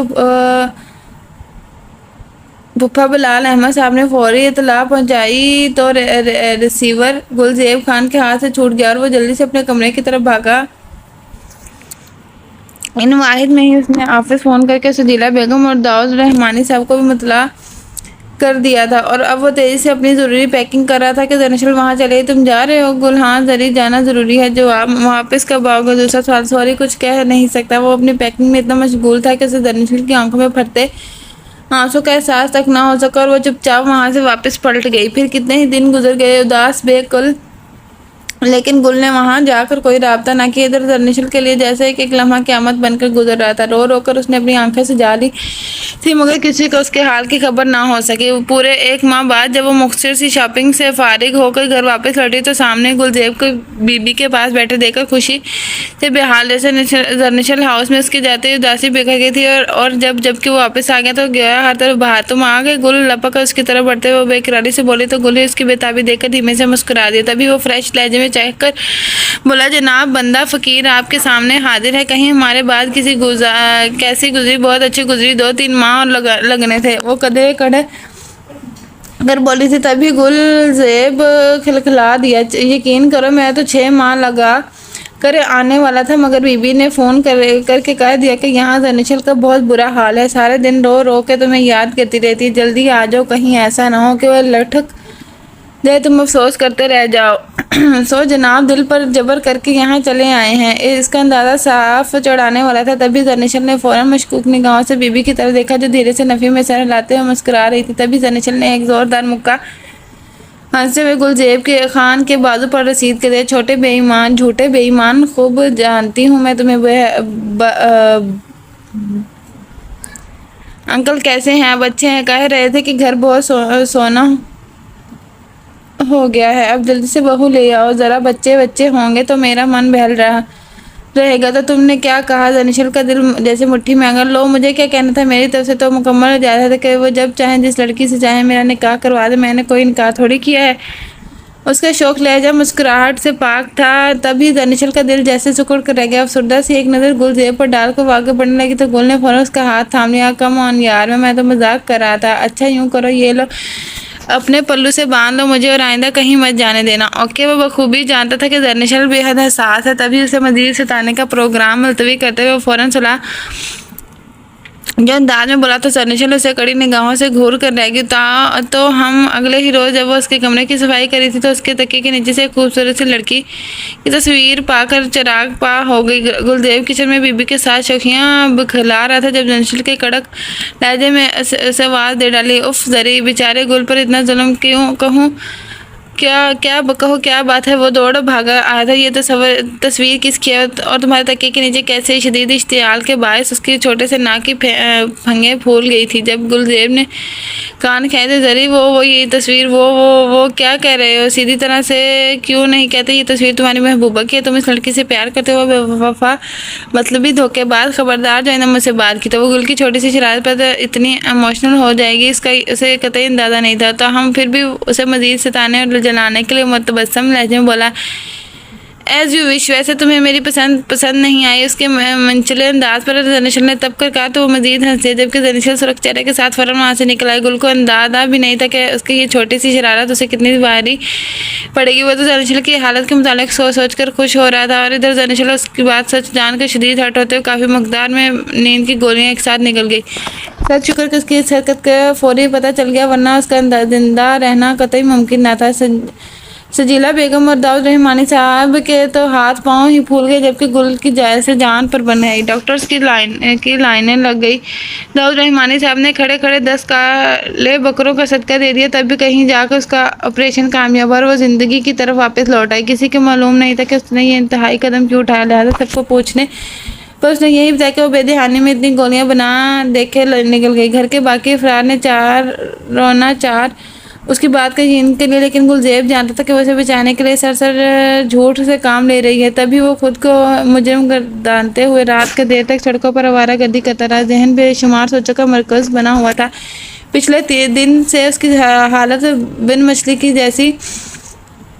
बिन पानी की मछली जैसी हो गई थी। जिस तस्वीर को एशू बनाकर दरनिशल अपनी जान पर खेल गई थी वो तस्वीर तो गुलजेब को किसी दौर पर एक मुँह बोली बहन की थी जिसे वो अपने साथ जरी को चढ़ाने और उसकी मोहब्बत जमाने के लिए जानबूझकर ले आया था, मगर उसकी वहम गुमान में भी नहीं था कि तस्वीर को लेकर अचानक सूरत हाल इतनी गंभीर हो जाएगी। शब के तकरीबन 11:30 हो रहे थे जब वो थके थके से कदमों के साथ तीसरे दिन नशल के कमरे में आया। वो आज सुबह ही हॉस्टल से घर शिफ्ट हुई थी, मगर गुलजेब में इतना हौसला नहीं था कि उसका सामना कर सकता। तभी उसके सो जाने के बाद घर आया था और उतने ही सीधा उसके कमरे की तरफ चला जो दुनिया जहान से बेखबर गहरी नींद सो रही थी। चेहरे पर हर दर्जा सुकून था, मगर उसका दिल जैसे कट कर रह गया। जरी जरी आंखें खोलो, जरी देखो तो मैं तुम्हारे कितने पास हूँ, मुझसे बात करो जरी, प्लीज़ मुझे माफ़ करो। उसका नाजुक सा हाथ थाम कर भरे हुए लहजे में कह रहा था जब अचानक दनिश की आंख खुल गई। आई एम सॉरी जरी, मैं तो सिर्फ तुम्हें सताना चाहता था, मगर तुमने मेरी जान छोली पर लटका दी। जरी प्लीज़ मुझे माफ़ कर दो, मैं सिर्फ तुम्हें चाहता हूँ, जल्द से अब तक सिर्फ तुम्हारा हूँ, प्लीज़ मेरा यकीन करो प्लीज़। वो आंखें खोले पटपटा उसे देख रही थी जब गुल ने उसका सर अपने हाथों में लेकर नम लहजे में कहा, जवाब मैं 3 दिन से बेहाल। दनिश की आंखें भी लबा आंसू से भर आई। प्लीज़ जरी रो मत, वरना मैं मर जाऊँगा, मैं तुम्हें रोते हुए नहीं देख सकता। गुल उसकी कदर दिगाने की पड़े ढाल से दनिश के उसके हाथों पर चेहरा टिकाकर फूट फूट कर रो पड़ी। गुल मैं तुम्हें किसी और का होते नहीं देख सकती, प्लीज़ मुझसे कभी दूर मत जाना, वरना मैं मर जाऊँगी। झील सी आंखों में बेशुमार आंसू नीलम हो रहे थे जब गुल ने दनिशल के बाल संवारते हुए उसे सारी हकीकत बताई। हो ना गुड गर्ल, देखो मेरी सारी शर्ट आंसू में हो ना गुल गर्ल, देखो मेरी सारी शर्ट आंसू में भिगो दी तुमने। पहले ही बाहर बहुत सर्दी है, अब तो यकीनन मेरी कुल्फी जम जाएगी। फिर बहरहाल अब ये ड्रामेबाजी छोड़ो और जल्दी से सेहतयाब हो जाए ताकि मैं पापा तक फ़ौरन अपने दिल की बात पहुंचा सकूं। तमाम हकीकत से उसे सुना करने के बाद वो उसे बहलाने के लिए फ्रेश लहजे में बोलता, हस्बी तो वो चाय कोटी, तुम समझते मैं ये सब ड्रामा कर रही थी। भीगी पलके साफ करके वो फ़ौरन तेज लहजे में बोले तो गुल मुस्कुरा दी, फिर अपना मुंह उसके कान के पास लाकर सरगोशी करते, नहीं मुझसे मोहब्बत का इजहार करी थी। कहने के साथ ही वो हंसते हुए उठ खड़ा हुआ जबकि दनिशल मोहब्बत पाश निगाहों से उसे जाते हुए देखती रही। जिंदगी एकदम से कितनी खूबसूरत हो गई थी उसका एहसास दनिशल को पहले नहीं था। उस दौरान माह रमज़ान चलाया था, उसकी खुशियाँ मज़ीद दोबाला हो गई। उसने रोज़ पहला रोज़ा था, उस रोज़ का पहला रोज़ा था। जरी और गुल ने बीबी के साथ खुशी खुशी रोज़ा रखा। ताहम सजीला बेगम और दाऊद साहब ने काम की मसरूफियात की वजह से रोज़ा ना रखा। पूरा दिन गुल और जरी ने मुख्तलिफ कामों में बीबी की मदद करते हुए रोज़ा निभाया, मगर अभी वो रोज़ा अफ्तार भी ना कर पाए थे कि एक नागहानी आफत उन पर आ पड़ी। गुल के पापा मिस्टर फ़याज़ अहमद खान अचानक हार्ट अटैक के बायस इस दारे फ़ानी से कूच कर गए थे और गुल इस सदमे से जैसे पत्थर का हो गया था। ना उसे आंखों से कुछ दिखाई दे रहा था और ना कानों से कुछ सुनाई दे रहा था। लाहौर से वो अपने गांव कैसे पहुंचा उसे कुछ खबर ना हो सकी। दनिशल का भी रो रो कर बुरा हाल था। गुल के गले लगकर वो कितनी देर बलक बलक कर रोई थी। दाऊद रहमानी साहब आज कल मुल्क से बाहर थे, तभी फ़ौरन वतन वापस ना पहुँच सके। अलबत्ता सजीला बेगम गुल के साथ ही थी और दुख से बेहाल थी। गुल के सादा से घर में जैसे कहराम मच गया था। आने जाने वालों को लाने लग गई थी, हर कोई इसे तसल्ली दे रहा था, मगर उसके दिल में फुटते आतिश फशा को सिवाय दरी और कोई महसूस ना कर सका। उसकी आंखों के सामने उसके प्यारे पापा मनो मिट्टी तले जा बसे थे और वो सदाई बना सब कुछ देखता रहा। साथ बीता हुआ वक्त कितना खूबसूरत था जब पापा उसे बालों में भरा कर फख्र से कहा करते थे कि मेरा बेटा मेरी ज़िंदगी है। कैसे वो उसे बिजनेस कि हर अहम काम में अपने पेश रखते थे। कैसे उन्होंने उसकी जुदाई का समय बर्दाश्त करके सिर्फ उसकी खुशी के लिए उसे इतनी दूर पढ़ने के लिए भेज दिया और खुद अकेले ही अपनी तन्हाइयों से खेलते रहे। वो तो अभी अपनी मम्मा को भी नहीं भुला पाया था जब उसे अपनी गोद में लेटा कर उसका माथा चुमा करती थी, मुख्तलिफ हालों मजाक करके उसे छेड़ा करती थी। और जब कभी बाहर से वो घर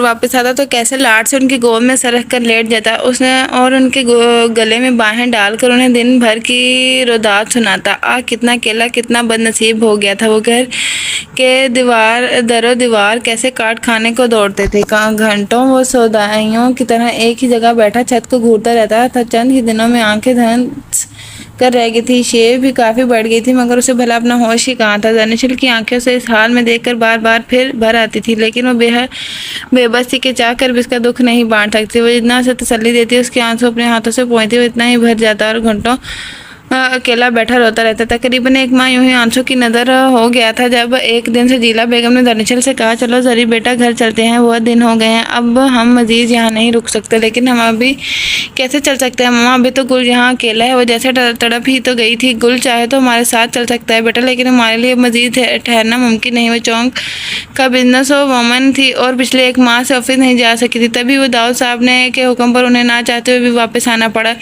गुल तुम भी चलो ना हमारे साथ, प्लीज़ उसके दरो बेशाना हलिये से निगाहें चुराते हुए दनिशल ने उसके सामने बैठकर रिक्वेस्ट की तो निढाल से गुलजेब ने खाली खाली सी एक नज़र उसके उदास सरापे पर डालकर रह गया। सॉरी दरअसल मेरा घर तो यही है, अब हमेशा यही रहना है। मुझे किस कदर भरा हुआ लहजा था उसका। गुल अंकल तुम्हारी पढ़ाई का खर्च हो रहा है। दरी ने फिर दहाई दी मगर गुल की हालत में कोई फ़र्क नहीं आया था। तब ही वो रोते हुए नम लहजे में बोला, जब दुआ देने वाले लब ही नहीं रहे तो फिर कैसी पढ़ाई। जरी उसका लहजा दर्द से चोर था। जरनशल तड़प ही तो गई। इसी पल तजीला बेगम ने गुल के कंधे पर हाथ रखकर अपनाइए से कहा, ओके गुल बेटा, भाई साहब के बाद अब तुम ही उनकी सारी जायदाद उस घर के मालिक को। खुद को संभालो, एक दिन सबको मरना है।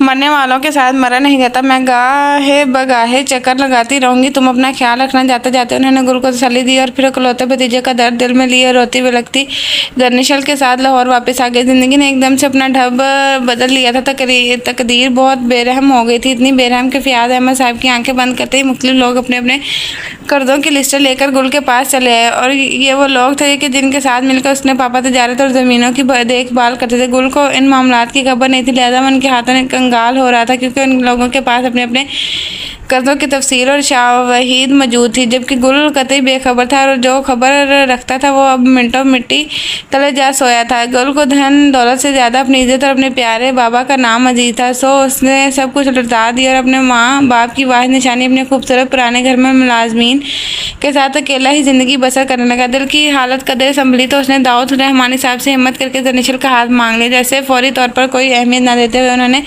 फिलहाल टाल दिया। गुल को इस कलक नहीं था क्योंकि उसे अपनी मोहब्बत पर पूरा यकीन था। वो जानता था कि दरनिशल को उसका नसीब बनने से कोई नहीं रोक सकता, मगर बुरा हो किस्मत का उसी दौरान उसकी अजीज़ जान प्यारी फुफ्फो सजीला बेगम भी अचानक वफात पा गई। तो गोया उसकी दुनिया ही अंधेरा हो गई। सजीला बेगम की वफात के बाद दाऊद साहब यकसर दरनिशल से भी सख्ती बरतने लगे थे। सोने पर सुहागा उन्हीं का हम अहम ख्याल दरनिशल का बड़ा भाई सजाद अहमद भी हमेशा के लिए वतन वापस चला आया। तभी गुल ने जो दोबारा रिश्ते की बात की तो दाऊद साहब ने सजाद अहमद ने उसे खूब दलील किया कि वो उनकी तरह कोई दौलतमंद रईस ज़्यादा नहीं बल्कि एक कंगाल इंसान था। वो अपने नाजुक सी प्यारी बेटी हरगिज़ उसे जैसे मुफलिस इंसान के हवाले नहीं कर सकते थे कि उसका खुद अपना फ्यूचर सेफ नहीं था।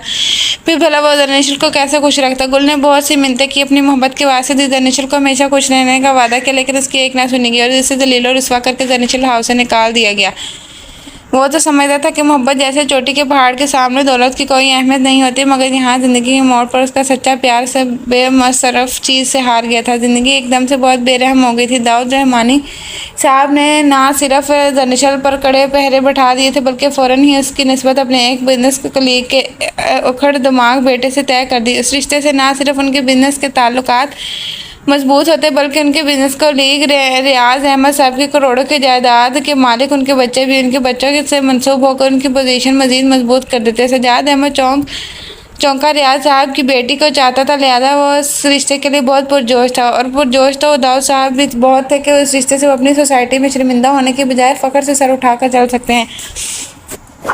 सोन की नज़र में हर लिहाज से ये रिश्ता मुनासिब तरीन था, लेकिन दरनिशल ज़बरदस्ती के इस बंधन पर बहुत रोई, बहुत तड़पी। रो कर उसने अपनी मासूम मोहब्बत के वास्ते दिए हाथ जोड़े और दाऊद साहब के पाँव पड़ी, मगर गुल की तरह उसकी इल्तिजाओं का भी किसी पर कोई असर ना था। यहाँ तक कि वो रोती बिलखती रह गई, सोख कर कांटा हो गई। लेकिन बचपन से उसके फूलों की मानद परवरिश करने वाले उसके प्यारे पापा यहाँ ज़िंदगी के इस मोड़ पर एकदम से पत्थर बन गए। दरनिशल की ये हालत देखकर बीबी के दाऊद साहब की बहुत मिन्नतें की, रो कर उनसे दरनिशल की खुशियों की भीख मांगी, लेकिन अब दरनिशल हाउस उनकी ऊंची दीवारों के दरमियान उनकी दहाइयाँ सुनने वाला कोई भी नहीं था। हालात बहुत संगीन रुख इख्तियार कर गए जब मजबूरन बीबी को गुल और दरनिशल की ज़िंदगी के लिए वो कदम उठाना पड़ा जिसके बारे में पहले उन्होंने कभी तसव्वुर भी नहीं किया था। शादी में सिर्फ 3 दिन रह गए थे। दरनिशल हाउस में खूब ज़ोर और शोर से दोनों शादियों की तैयारियाँ हो रही थी जब इंतहाई कदम उठाते हुए बीबी ने अपनी निगरानी में दरनिशल को ज़रूरी सामान के साथ दरनिशल हाउस से रुखसत करवा के उसे रोज़ उसका निकाह गुलजेब खान अफंदी से करवा दिया। ये सब कुछ उन्होंने इस शहर में अपनी एक दोस्त के घर पर किया और एक निकाह के फ़ौरन बाद उन्हें कराची जाने वाली ट्रेन के टिकट थमा दिए। वो अपने इस फ़र्ज से सबकदोश होने के बाद जब घर आई तो उसने दरनिशल के मुतालिक पूछा गया तो उन्होंने साफ दामन बचाते हुए रूहान से लहजे में कहा, सजाद बेटा मैंने तो उसे फेशियल करवा के अभी पार्लर वाली से आने की बात ही कर रही थी कि वो आंख बचाकर वहां से फरार हो गई। कितना ढूंढा मैंने उसे, लेकिन खुदा जाने कि उसे ज़मीन निकल गई, आसमान खा गया। उनके इस बयान से जर्निशल हाउस में गोया भौचाल आ गया। बीबी को सख्त जलील किया गया। दाऊद साहब ने सजाद से ने जदीद मुश्किल होकर पूरा शहर छान मारा, लेकिन जर्निशल को नहीं मिलना था तो सो वो ना मिली। सजाद अहमद और दाऊद साहब पर भी शदीद गुस्सा हो रहे थे कि उन्होंने गुल जैसे सपो लिए के घर में जगह ही क्यों दी। वह जर्निशल को जान से मार देना चाहता था, मगर दाऊद साहब ये मामला यूं हल करना नहीं जानता चाहते थे, क्योंकि ऐसे करने से जर्निशल तो मौत की घाट उतरती ही, साथ में उनका बेटा भी फांसी चढ़ जाता। यूं दोनों की तरफ नुकसान तो उनका ही था। तभी उनके साथ शातिर दिमाग में एक खतरनाक मनसूबा बना लिया। उन्होंने जर्निशल की तलाश तरक कर दी। वक्त अपनी तेज रफ्तार से गुजरता गया और जर्निशल गुल की रफाकत में ज़िंदगी से हर खुशी कशीदी करती रही। दोनों ही एक दूसरे को पाकर अपने पिछले सारे जख्म भूल गए। कराची ही में उन्होंने एक छोटा सा फ्लैट किराए पर ले लिया और यहीं एक प्राइवेट कंपनी में गुल को मुनासिब जॉब भी मिल गई, तो गोया उनकी खुशियों का कोई ठिकाना ही ना था। हर रोज़ शब में वो मुस्तकिल के ढेरों ख्वाब सजाते और खुश होते रहते। इस पर खुदा का करम कि शादी के 1 साल बाद ही खुदा ने उन्हें एक प्यारा सा बेटा भी दे दिया। गुल की खुशी तो देखने के लायक थी। उसके लिए ये तस्वर ही पागल कर देने का मुतरादिफ था कि वो पापा बनने जा रहा है। कोई अपने नन्हे होठों से उसे अब्बू कहेगा। मारे खुशी के उसके पाँव ज़मीन पर नहीं टिक रहे थे। घर भर उसके खिलौने से भर लिया था। ज़िंदगी में पहली बार उसे खुशी दिलानी थी, लेकिन इसके साथ इसके मरहूम पापा की याद ने उसे सब सरदा कर दिया था कि उन्हें कितना अरमान था गुल के बच्चों को गोद में खिलाने का, लेकिन ज़िंदगी ने उन्हें मोहलत ही नहीं दी। वो ये तमन्ना दिल में लिए मलक अदम सधार गए। गुलजेब ने अपने बेटे का नाम अपनी पसंद से शाहजेब रखा, मगर जरनाब उसे प्यार से जेबी ही कहा करती। जेबी गुल से बहुत मोहब्बत करता था और उसकी ज़्यादा करीब था। ताहम जर्निशल से भी वो एक पल के लिए खुद जुदा नहीं होता था। अब वही उनकी खुशियों का मरकज़, उनकी कल कायनात था। जेबी 3 साल का हुआ तो जर्निशल और गुल ने उसे एक इंग्लिश मीडियम स्कूल में दाखिल करवा दिया। वो जितना खूबसूरत था उतना ही ज़हीन। पापा पापा कहते उसने लब ना थकते थे हंसते और बोलते हुए। वो बहुत प्यारा लगता था। उनका छोटा सा घर राना खुशियों का गहवारा था। सर्दियों की आमद थी। जेबी अपना होमवर्क करके खेल रहा था जब जर्निशल किचन में रात के खाने की तैयारी कर रही थी कि गुल दफ्तर से घर आया। हर रोज़ की तरह आज भी इसका मूड बेहद फ्रेश था। जेबी को चटपट ढेरा सारा प्यार करने के बाद सीधा किचन में, अरे वाह, हाय तो हमारी प्यारी बेगम बड़ी मसरूफ़ दिखाई दे रही हैं। भाई आज हमें लिफ्ट मिलेगी या बस ख्यालों पर ही गुजारा करना पड़ेगा। दोनों हाथ उसके कंधों पर टकाते हुए मोहब्बत से बोला तो पेड़े बनाती। जर्निश उसे देख कर रह गई। खैरियत आज आप जल्दी आ गए? हाँ, दिल चाह रहा था कि जल्दी से घर जाकर अपनी प्यारी सी बेगम का हसीन सा मुखड़ा देखूं, तो चला आया क्योंकि तुम्हें अच्छा नहीं लगा। लो, मुझे बोला क्यों अच्छा नहीं लगेगा? वो तो मैंने यूं ही पूछ लिया, वरना जब तक तुम घर नहीं आते मेरा दिल डरता रहता है। गुल, तुम्हारे बिना मैं बहुत अकेली पड़ जाती हूँ। पेड़े बनाकर उसकी तरफ पलटते हुए धीमे लहजे में बोली तो गुल खिलखिला कर हंस पड़ा। ओह माय गॉड, लगता है तुम्हें कभी नहीं बदलोगी। अरे किसी माए के लाल में इतना दम है कि वो गुलजेब खान के होते हुए इसकी बेगम की तरफ मेरी निगाह से देख भी सके? बिल्कुल नहीं। मेरा बस चले तो तुम्हें मैं अपने दिल के बंद कमरों में छुपा कर रखूँ, ताकि जब मुझे मौत आए तो ये साथ ही चले जाए। खबरदार जो आइंदा ऐसा कहा तो तौबा करो खुदा, हमारे ऊपर से हर आफत बला को महफूज रखे। गुल की बात सुनकर वो अपने होंठों पर हाथ रखते हुए फौरन बोली तो मुस्कुराहट हायल किए उसका मोमी हाथ अपने हाथ में लेकर चूमते हुए फिर से हंस दिया। अच्छा सुनो, तुम्हारे लिए खुशखबरी है मेरे पास। क्या? जर्निशल ने उसके मसरूर लहजे में फौरन सरशार होकर पूछा। नादर व नायाब दायां बाजू उसके कंधे पर टिकाकर उसकी आंखों में झांकते हुए सताने की गर्ज से खामोश हो गया। तो जर्निशल सचमुच चढ़ गई। अब बता दो ना गुल प्लीज़। ओके तो जनाब, खुशखबरी है कि आपके प्यारे डैड मिस्टर दाऊद रहमानी साहब ने अपनी प्यारी और लाडली बेटी जर्निशल अहमद को दिल से माफ़ करके घर वापस लौटने का पैगाम दिया है।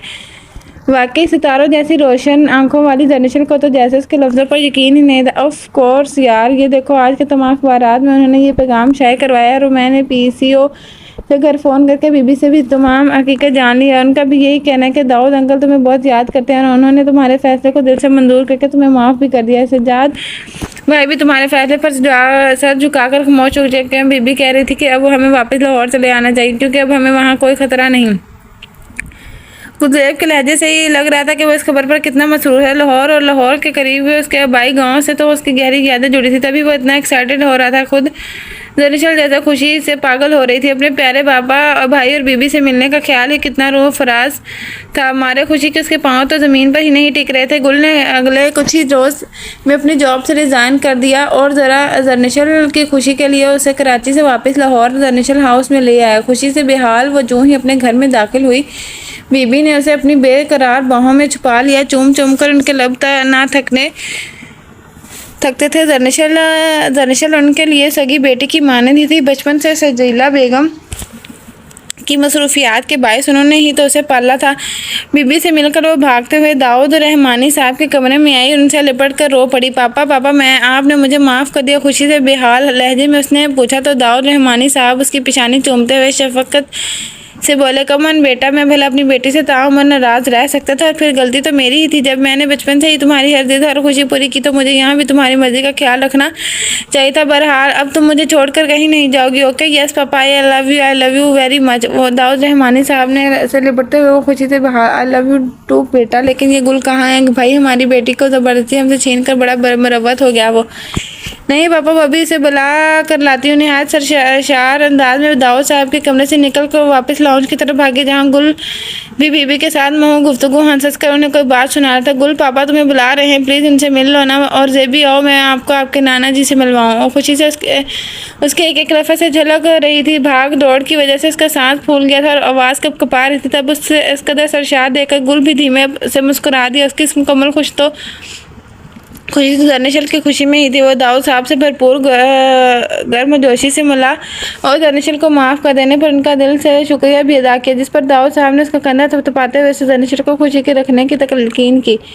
साथ में अपने ही ऑफिस में काम करने की पेशकश भी की, जिसे गुल ने धीमे मुस्कुराहट और इनकसारी के साथ फ़ौरन मुस्तरद कर दिया कि उसे अपने ससुर का दस्ते नगर बन कर रहना कतई गवारा नहीं। वो अपनी जर्निशल को हर खुशी अपने बल बूते पर देना चाहता है। सो जल्दी ही उसने अपनी काबिलियत की बिना पर एक छोटी सी फैक्ट्री भी जॉब तलाश कर लिए। जर्निशल को ज़रा जर्निशल हाउस से लेकर अपने भाई घर आबाद हो गया, जहाँ आज भी उसे अपने मरहूम पापा की मोहब्बत की खुशबू का एहसास होता था। दाऊद साहब ने उसके इस फैसले पर भी शायद एहतजाज किया था, मगर जर्निशल का तावन हासिल न होने के बाद यहाँ भी वो गुलज़ेब खान अफंदी से हार गए। मौसम सरमा का आगाज़ हो चुका था। मुअत्तर हुआओं में सब शाम ढलते ही खनक की का एहसास बढ़ा जाता। गुल और जर्निशल दोनों ही अपनी ज़िंदगी से बेहद खुश थे और इस रोज़ जब जर्निशल की आँख खुली तो टाइम काफ़ी हो गया था। तभी वो जल्दी से मुँह हाथ धोकर किचन की तरफ भागी। फिर चाय का पानी चढ़ाकर वापस कमरे में आई तो गुल शाहजेब को लपटाए अच्छी खासी बेतरतीबी के साथ गहरी नींद का लुत्फ़ उठा रहा था। उसे इस तरह से लेटे देखकर बेख्तियार ही वो हंस पड़ी। फिर आहिस्ते से शाहजेब को सैला करके वो फ्रिज की तरफ बढ़ गई। उसमें से ठंडे यख पानी की बोतल निकाल कर अगले ही पल बेखबर सोए गुलज़ेब अफंदी पर उल्ट दी। वो हड़बड़ा के बेदार हो तो जर्निशल पास ही खड़ी खिलखिला कर उठ जाएंगे। जनाब 9 बज रहे हैं और आपको ऑफिस से देर हो रही है। उसे शिकायती निगाहों से अपनी तरफ देखते पाकर मुस्कुराते हुए बोले और फिर उससे पहले कि वो एकदम से उसे पकड़ता, जर्निशल फुर्ती से काम लेते हुए फ़ौरन कमरे से भाग गई, जबकि गुल उसे यूं फरार होते देखकर धीमे से मुस्कुरा दिया। बरसों पहले की ऐसी याद ध्यान में ताज़ा हो गई और उसका हिसाब बराबर करने का फैसला करते हुए जेबी को ढेर सारा प्यार करके वॉशरूम की तरफ बढ़ गया। फिर जब फ्रेश होकर कमरे से बाहर आया तो जर्निशल नाश्ता टेबल पर लगा चुकी थी। जरे यार, बड़ी जालिम बीवी हो, किसी दिन तुम्हारा हिसाब भी चुकाना ही पड़ेगा। उसे देखते हुए शिकायती अंदाज में बोला तो जर्निशल शरारत से मुस्कुरा कर रहेगी। फिर कदरे तेज लहजे में बोले, जनाब आपको कौन कहता है कि इतने बेसदर होकर गहरी नींद सोएं? देख ले, पूरे 20 मिनट लेट हैं आप। प्लेट से टेबल पर रखते हुए उसने एक खासा बना ठना जवाब दिया। जब गुल मोहब्बत पाश निगाहों से उसे देखते हुए दोनों बाजू टेबल पर टका कर बोला, क्या करूं यार, खूब ख्वाब भी ऐसे आ रहे होते हैं कि पूछो मत। बहरहाल कहीं अल्लाह पूछेगा, जरी बहुत सताती हो तुम। कहने के साथ ही अपने कप में चाय डेलने लगा तो जर्निशान हंसते हुए उसे मुंह चढ़ाकर देवी को उठाने चल दी। पापा मम्मा बहुत जल्द जगा देती हैं। नाश्ते की टेबल पर आकर रोसासा मुंह बनाते हुए वो बाप से शिकायतें कर रहा था, जब गुल उसे गोद में भरकर शौक निगाहों से पास ही खड़ी जर्निशल की तरफ देखते हुए बोला, हाँ बेटा, आपकी मम्मा कुछ ज़्यादा ही तंग करने लग गई हैं क्या? क्या ख्याल है इनका हिसाब बराबर ना कर दें।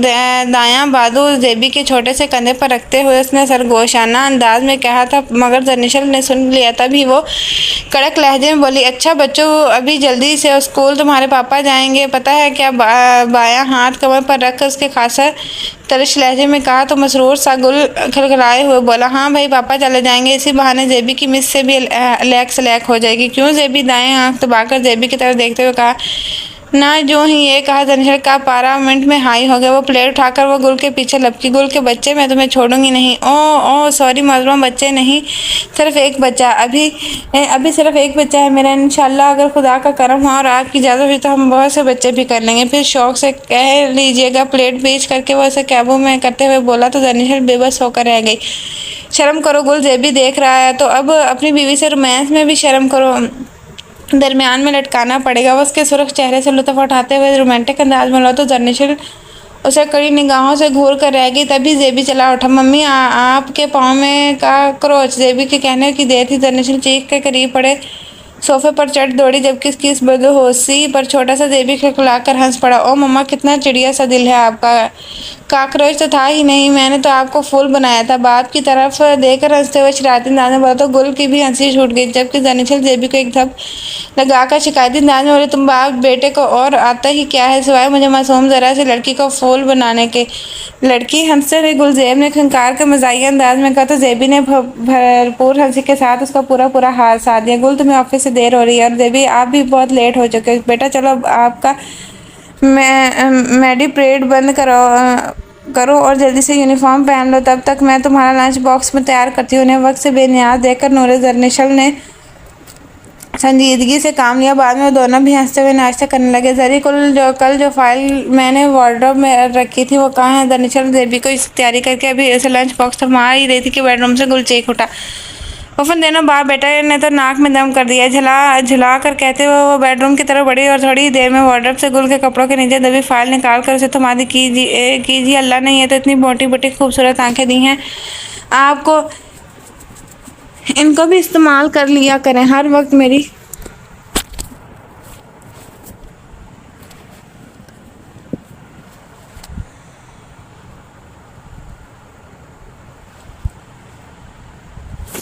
हर वक्त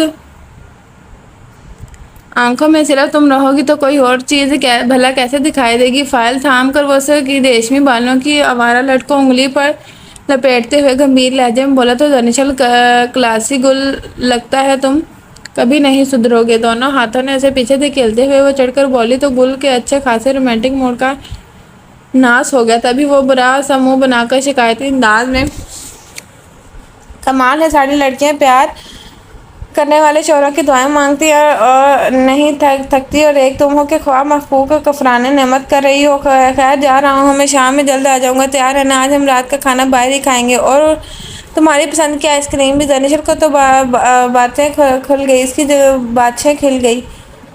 उसकी जगमगाई निगाहों में खुशी का अक्स देखकर वो मुस्कुराते हुए बोला, फिर उसके गाल धीरे से थपथपाते हुए कमरे से बाहर निकल आया। जहाँ छोटे से शहर में शायद जेब स्कूल के लिए जल्दी जल्दी जाने की दुहाई में चाह रहा था। गुल बात सुना वो जेबी की उंगली थाम कर दहलीज तक पहुंच गया था जब जनीशल ने पीछे से आवाज़ दी।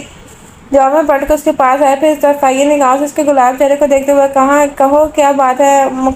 नतीसी निगाह में वह हद सताइश भी थी। तभी तुम आज बहुत प्यारे लग रहे हो, इसीलिए मैं तुम्हारी नज़र उतारना चाहती हूँ। अपनी झील सी आंखें से काजल निकाल कर गुल की पेशानी पर लगाते हुए उसने मधुर लहजे में कहा तो वो पिघल कर रह गया। देखो, अब मैं कुछ करूँगा तो तुम फिर मुझे इल्ज़ाम दोगे। वैसे तुम ये बात थोड़ी देर पहले नहीं कह सकती थी। जनीशल ने के गलनार चेहरे को निगाहों के इशारे में करते हुए उसने शिकायत की तो वो खिलखिला कर हंस पड़ी। तुम्हें जेबी चला उठा। पापा, मुझे देर हो रही है, जल्दी आ रहा हूँ। बेटा, तुम्हारी मम्मा आज चलने देंगी तो आऊँगा ना। वैसे दिल तो चाह रहा है कि आज ऑफिस जाऊँ ही नहीं। मुँह जनीशल के पास लाकर वो सरगोशाना अंदाज में बोला तो जनीशल ने हंसते हुए उसे पीछे से धकेल दिया। चलो शाबाश, ज़्यादा रोमांटिक होने की ज़रूरत नहीं। जेबी को स्कूल से देर हो रही है। ओके, पता है, मुझे जा रहा हूँ, अपना ख्याल रखना। एक मरतबा फिर जनीशल के गाल थपथपाते हुए लंबे लंबे डग भरता फ्लैट से बाहर निकल आया। सुबह के 10 बजे थे। रात इस ऑफिस में बहुत काम था। तब जेबी को स्कूल ड्रॉप करने के बाद वो बाइक की स्पीड तेज़ करके अगले 10 मिनट में ही ऑफिस पहुंच गया, जहां आज एक बहुत बड़ी खुशखबरी। मिस्टर गुल, हमें खुशी है कि आप हमारी कंपनी के इंतहाई टैलेंटेड, मेहनती और ज़हीन वर्कर है, लिहाजा कंपनी ने आपकी मेहनत और सलाहियत को मद्देनजर रखते हुए आपकी प्रमोशन का फैसला किया। कल से आप इस कंपनी के लिए चीफ मैनेजर की हैसियत से काम करेंगे और आपकी तनख्वाह में पूरे 10,000 रुपये का इजाफा किया जाएगा। कंपनी के मालिक फयाज अहमद साहब ने उसके ऑफिस पहुंचते ही उसे अपने कैबिन में तलब करके मसरूर अंदाज में बोले तो वो खुशी से किंग हो गया। किस्मत उस पर इतनी मेहरबान हो जाएगी ये तो उसने सोचा भी नहीं था। तभी फौरन फयाज अहमद का शुक्रिया अदा करने के बाद उसने ऑफिस ही में खुदा के हुजूर शुक्राने के दोनों ऑफर अदा किए। बोले चबा वो अपनी बीवी और बच्चे को पहले से बेहतर जिंदगी की ख्वाहिश फराहम कर सकता है। खुशी भी कहाँ संभल रही थी। सभी ऑफिस के तमाम वर्कर्स ने उनकी इस कामयाबी पर दिली मुबारकबाद देने के बाद खुशी सब के डेढ़ देने की हामी भी भर ली। खुदा करके दोपहर का टाइम हुआ तो वो लंच टाइम के लिए फ़ौरन ऑफिस से निकल आया था। दिल था कि काबू में ही नहीं रहा। उसका बस ना चलता था कि जल्द से जल्द निशान तक पहुंच कर उसे ये खुशखबरी सुना देता। अभी मार्केट से गुजरते हुए उसने जेब में मौजूद तमाम पैसों से अपनी बीवी और बेटे के लिए ढेर सारे गिफ्ट खरीद लिए। खुशी से उसका चेहरा दमक रहा था, मगर ये क्या भी वो रोड के वास में ही था कि एक तेज़ रफ्तार गाड़ी ने जोरदार टक्कर मारी और गुल उसे हादसे के लिए ज़हनी तौर पर तैयार ना होते हुए लड़कर दूर जा गिरा। ब्लैक शराज में बैठे हुए लोग कोई और नहीं, खुद दरनिशल के पापा और भाई थे कि जिनकी आंखों में बेटी और बहन की खुशियों के एहतराम के बजाय अपनी बेइज्जती और इंतकाम के शोले निकल रहे थे। उन्होंने गाड़ी बैक की और फिर उसे गुल के ऊपर से चढ़ाते हुए दूर निकल गए। गुल के हाथों से गिफ्ट पैकेट छूट कर दूर जा गिरे और वो सड़क पर पड़ा खून में नहाया बिजली की तरह तड़पने लगा। जल्द ही लोग वहाँ जमा हो गए और उसे टैक्सी में डालकर अस्पताल ले गए। इधर जब जेबी अकेला घर आया तो दरनिशल की शदीद हैरत का झटका लगा। अरे बेटा, आप अकेले आए हैं, पापा नहीं लाए आपको? उसका बैग उतारते हुए उसने नहीं मामा, आज पापा नहीं आए। मैंने बहुत इंतजार किया, मेरे दोस्त ने मेरा मजाक बनाया, मगर पापा नहीं आए। मुंह बसोर कर बढ़ा तो दरनिशल को मजीद फिक्र हो गई। तो ताहम वो उसे संभालते हुए बोली, कोई बात नहीं बेटा, पापा को काम होगा ना ऑफिस में, तो तुम जाओ कपड़े बदलो, अभी पापा आएंगे तो मैं उनसे बात करूंगी। ओके बच्चे को बुलाकर वो फ़ौरन गुल का ऑफिस का नंबर 1 घंटा कबल लंच के लिए ऑफिस से निकल चुका है। तब वो मजीद परेशान होगी। ताहम उससे पहले कि वो दरनिशल हाउस का नंबर प्रेस करती फ़ोन की तेज़ी से बजती बैल ने उसे अपनी जाने में मुतवज्जा करी। फिर जो खबर फ़ोन पर सुनी उसके होश उड़ा देने को कहा। तभी वो जेबी को लेकर दीवाना वार हॉस्पिटल पहुंची तो गुल अपनी आखिरी सांसें पूरी कर रहा था। डॉक्टर्स के मुताबिक उसकी रीढ़ की हड्डी के 3 मनके टूट चुके थे, जबकि बाकी हड्डियां मुकम्मल चूर हो गई थी। दरनिशल को तो गोया पागल ही हो गई। ब्लैक शर्ट और ब्लू पैंट में मलबूस जख्म गुल जेब खान अफंदी की उखड़ी सांसें उसका ज़मीन आसमान एक कर दी। गुल, क्या हो गया तुम्हें? गुल, आंखें खोलो, देखो मैं आ गई हूँ, प्लीज़ आंखें खोलो। गुल प्लीज़। उसका दुपट्टा पाँव में उलझ कर ज़मीन पर गिर पड़ा था, मगर उसे परवाह नहीं थी। वो तो दीवाना वार बेसद पड़े गुल जेब के जख्मी चेहरे पर। जेबी देखो तुम्हारे पापा आंखें नहीं खोले, इन्हें कहो ना आंखें खोले, हमसे बात करें। जेबी को खींच कर गुल के करीब लाते हुए फिर चलाई थी। जब गुल ने धीरे से पलकों को चरबश दी, फिर मुश्किल आंखें खोलकर दरनिशल की तरफ देखते हुए धीरे से बड़बड़ाया, जेरी तुम आई। वो तकलीफ से करा रहा था, इसमें इतनी सकत भी नहीं थी कि दरनिशल का हाथ भी थाम लेता। तभी शायद जेब आगे उठा। पापा सुने ना, पापा मेरे अच्छे पापा, क्या हुआ है आपको? किसने मारा? प्लीज़ बोले ना पापा। अपने नन्हे मुन्ने हाथ वो गुलजेब के चेहरे पर फेरते हुए भराई हुई, जरी मेरा बेटा, मेरी जान, बहुत लाड से पाला है मैंने इसे, मेरे बाद इसे कुछ ना कहना, बहुत ख्याल रखना इसका। अगर इसे दुख पहुंचा, कभी भी इसकी आंखों में आंसू आए तो मेरी रूह बहुत तड़पेगी। जरी वादा करो तुम अपना और जेबी का ख्याल रखोगी। वो बहुत तकलीफ में तेज बोल रहा था जब दरनिशल ने तड़पते हुए दर्द चेहरे के साथ कहा, नहीं गुल, तुम्हें कुछ नहीं होगा, तो हम दोनों मिलकर अपने बेटे को पालेंगे। जेबी, तुम बहुत प्यार करते हैं गुल, इसका दिल मत तोड़ना प्लीज़, तुम्हारे सिवा हमारा तो कोई नहीं। गुल प्लीज़ हमें छोड़कर मत जाना। गुल के दोनों हाथ थामे वो बल्कि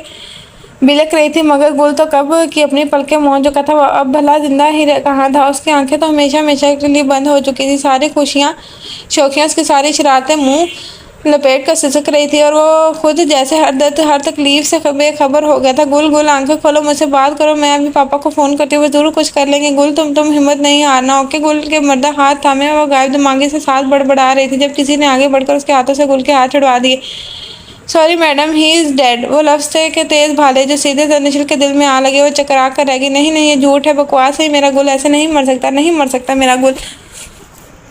उसके दिमाग पर शदीद असर पड़ा था। तभी वो चला उठी, जबकि नन्ना सा शाहजेब अब भी गुल के चेहरे को चूमते हुए रो कर कह रहा था, उठे ना पापा, देखे मम्मी का क्या हो गया, प्लीज़ उठे ना। लेकिन गुल को तो नहीं उठाना था, सो वो नहीं उठा। इसी असना में मदहोशी से दरनिशल ने फलक शगाफ चीख मारी, अगले ही पल उस कमरे में बेहोश होकर गिर पड़ी। जिंदगी के एकदम से बहुत अकेला कर दिया उसे। कितना ही दिन उसकी हालत नाजुक रही। डॉक्टर्स ने उसे मुसलसल नींद के इंजेक्शन देते रहे। कोई एक हफ्ते बाद उसे होश आता। नन्हे से जेबी को रोते देखकर वो तड़प उठी। जेबी, रोना नहीं बेटे, बिल्कुल नहीं रोना, तुम्हारे पापा आएंगे, देखना तुम जरूर आएंगे। वो जुड़े सुदाइयां जैसे हलिए में अपने बेटे को सीने से लगाया बुड़बुड़ाते हुए बोली तो जेबी चुप हो गया। लेकिन दरनिशल के कमरे में आते हुए दाऊद रहमानी साहब से दाद अहमद झलस कर रह गए। पापा, उसके लबों पर तब भी गुल का ही नाम है और मेरा नहीं ख्याल कि वो गुल को भुलाकर हमारी बात भी मानेंगे। सजाद अहमद सरगोशाना लहजे में दाऊद रहमानी साहब, डोंट वरी बेटा, जल्दबाजी की जरूरत नहीं है। अभी इसका जख्म गहरा है, धीरे धीरे घाव भर जाएगा तो वो हमारी बात मान लेगी। आखिर आगे इतनी पहाड़ी जिंदगी पड़ी है तो उसकी और किसी सहारे के बगैर तो नहीं गुजारेगी ना। वो बहुत महतात अंदाज में कह रहे थे, मगर सजाद अहमद के जहन में तो कुछ और ही था।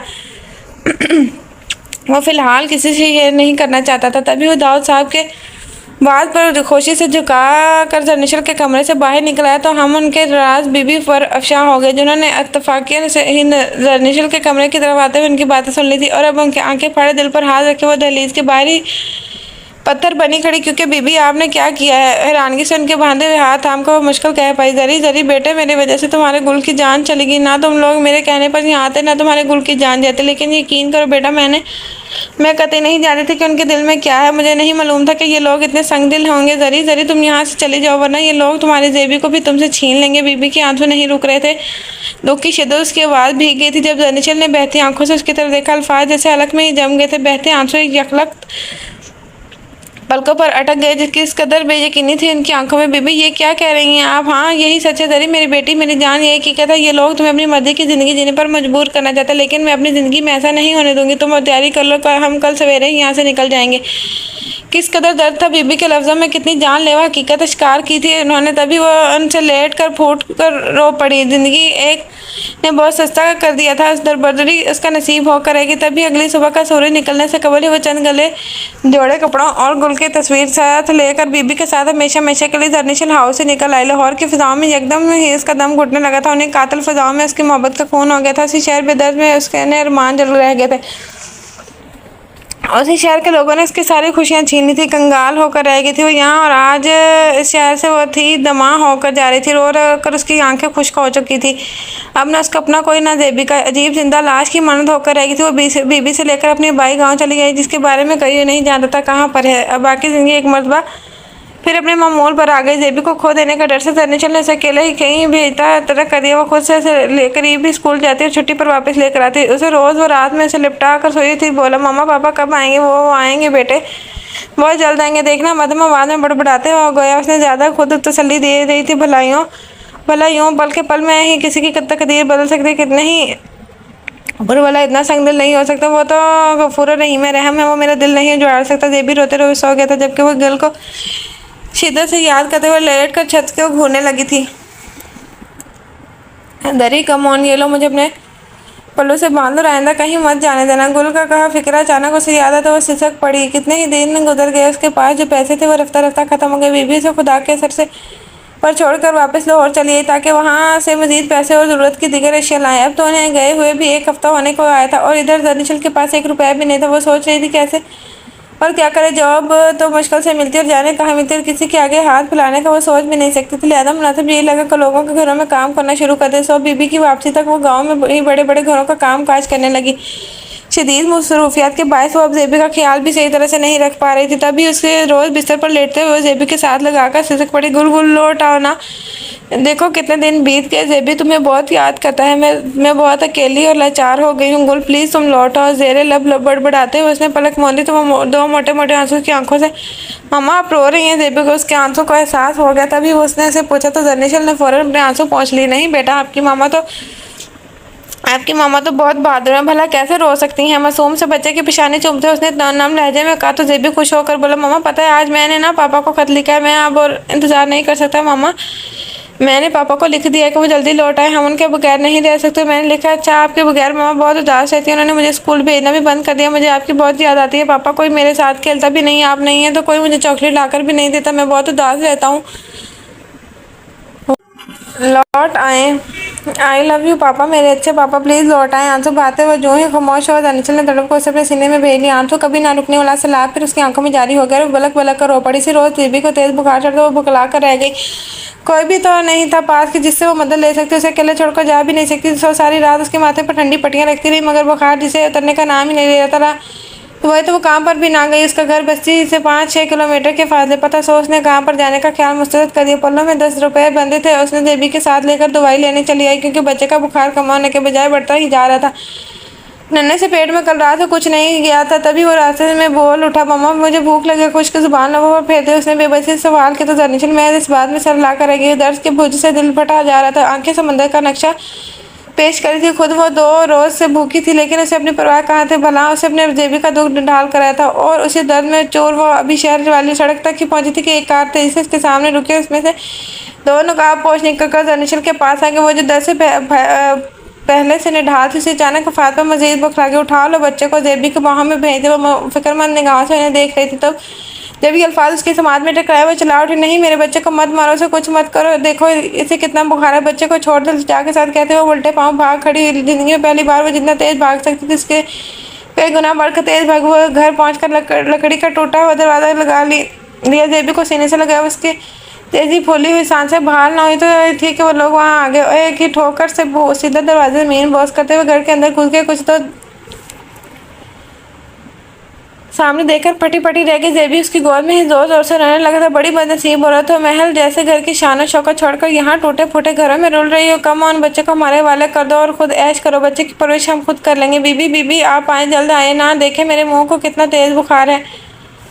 उसे डॉक्टर के पास ले जाए ना प्लीज। मेरे पास फूटी कोड़ी भी नहीं है। वो आपसे अपने बच्चे की जिंदगी की भीख मांगती है। प्लीज मेरे बच्चे को बचा लो वरना मैं मर जाऊंगी। बीबी दर्द से चोट लगे बीबी को मिन्नत करी थी, और वो कम से बैठी इस बदनसीब की जुड़ी गोद में लेटे मुंह से शाहजेब का मासूम चेहरा देख रही थी, जो उस वक्त पल के मौदे बेहद प्यारा लग रहा था। उसके के नन्हे हाथ दरिया के हाथों में थे और वो दीवाना वार से चूम रही थी। तकदीर ने बहुत गहरी चोट लगाई उसे। तब से अब तक वो एक जिंदा लाश है। बेटे उसने अपने छोटे से शाने में बहुत और वफा के जो फूल लगाए थे वो सब मुरझा गए। खुशियों के जो दीप उसने अपनी आंखों में रोशन किए थे, नसीब की आंधी ने वो सारे दीप जो बुझा दिए। आज वो इसी अंधेरे में डगमगाती फिर रही है। बेटे बीबी दानिशल की कहानी मुकम्मल कर चुकी थी। जब मैंने उसकी पर्सनल डायरी की रिव्यू टेबल पर रखते हुए नेम लहजे में पूछा, बीबी वो कमज़ोर और बेसहारा थी, गुल को खो देने के डर से निढाल थी। फिर आप उसे अजनबी जगह पर अकेला क्यों छोड़ आई? क्यों एक हफ्ते तक वापस पलटकर उसकी खबर नहीं ली आपने? क्यों? मेरा लहजा भरा गया था जब बीबी ने अपनी भीगी आंखें साफ करते बताया, मजबूर थी सनी बेटे। मैं जब लाहौर आई तो शहजाद बहुत गुस्से में थे। उसे ये मालूम हो गया था कि मैंने ही दानिशल को छुपाया है। वो देवी को उससे अलग करके उसे दोबारा शादी पर मजबूर करना चाहता था, लेकिन मैं ऐसा नहीं करने देना चाहती थी।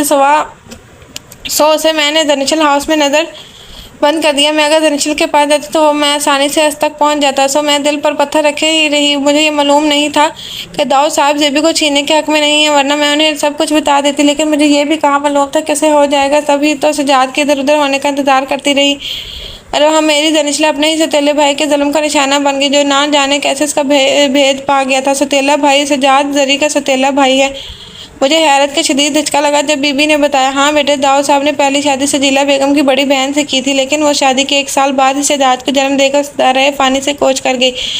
तब 2 साल के बाद दाऊद साहब ने सजीला बेगम से शादी कर ली, और यूँ सजीला ने उसकी बेटी दानिशल हुई। सजीला के लिए दोनों बच्चे बराबर थे, लेकिन सजाद को बड़े होकर जब ये मालूम होकर सजीला उसकी स्टेप बदल तो उसने नफरत करने लगा। शुरू से ही वो इंतहाई खुदसर और बदतमीज था रहा है। तभी तो दाऊद साहब ने उसे बैरून मुल्क भिजवा दिया, लेकिन अपनी खुदसरी और खुदगर्दी ने वो इतना गिरजुगा संदादा किसी को भी नहीं था। बीबी से मजीद बोलना दुश्वार होता, जबकि मैं अब भी बेसख्त हिम्मत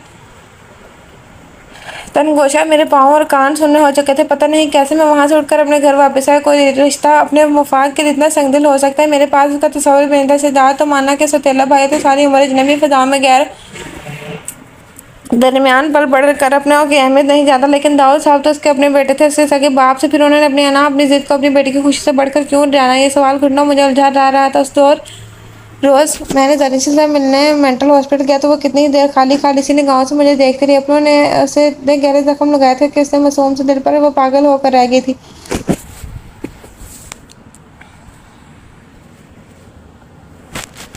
आज भी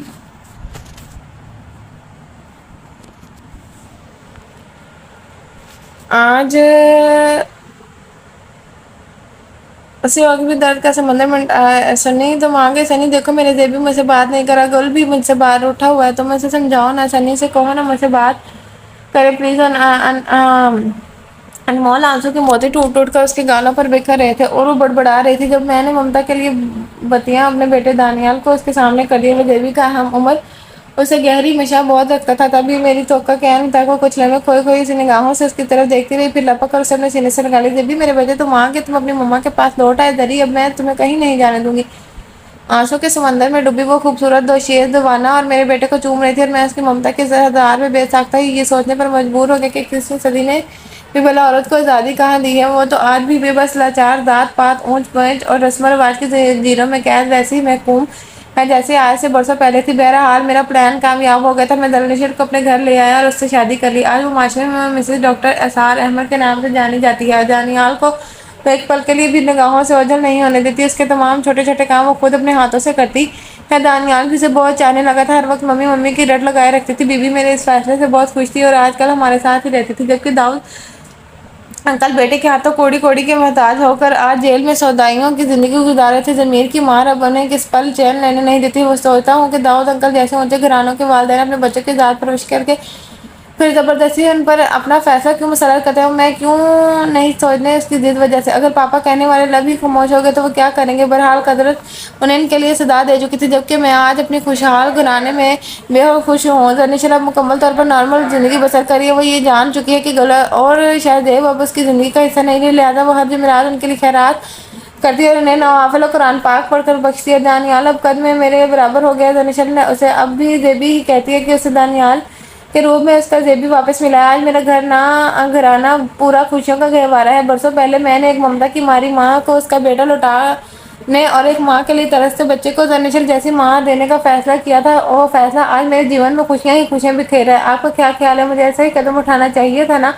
ख़त्म शुदा। नॉवल नेम बेबसी।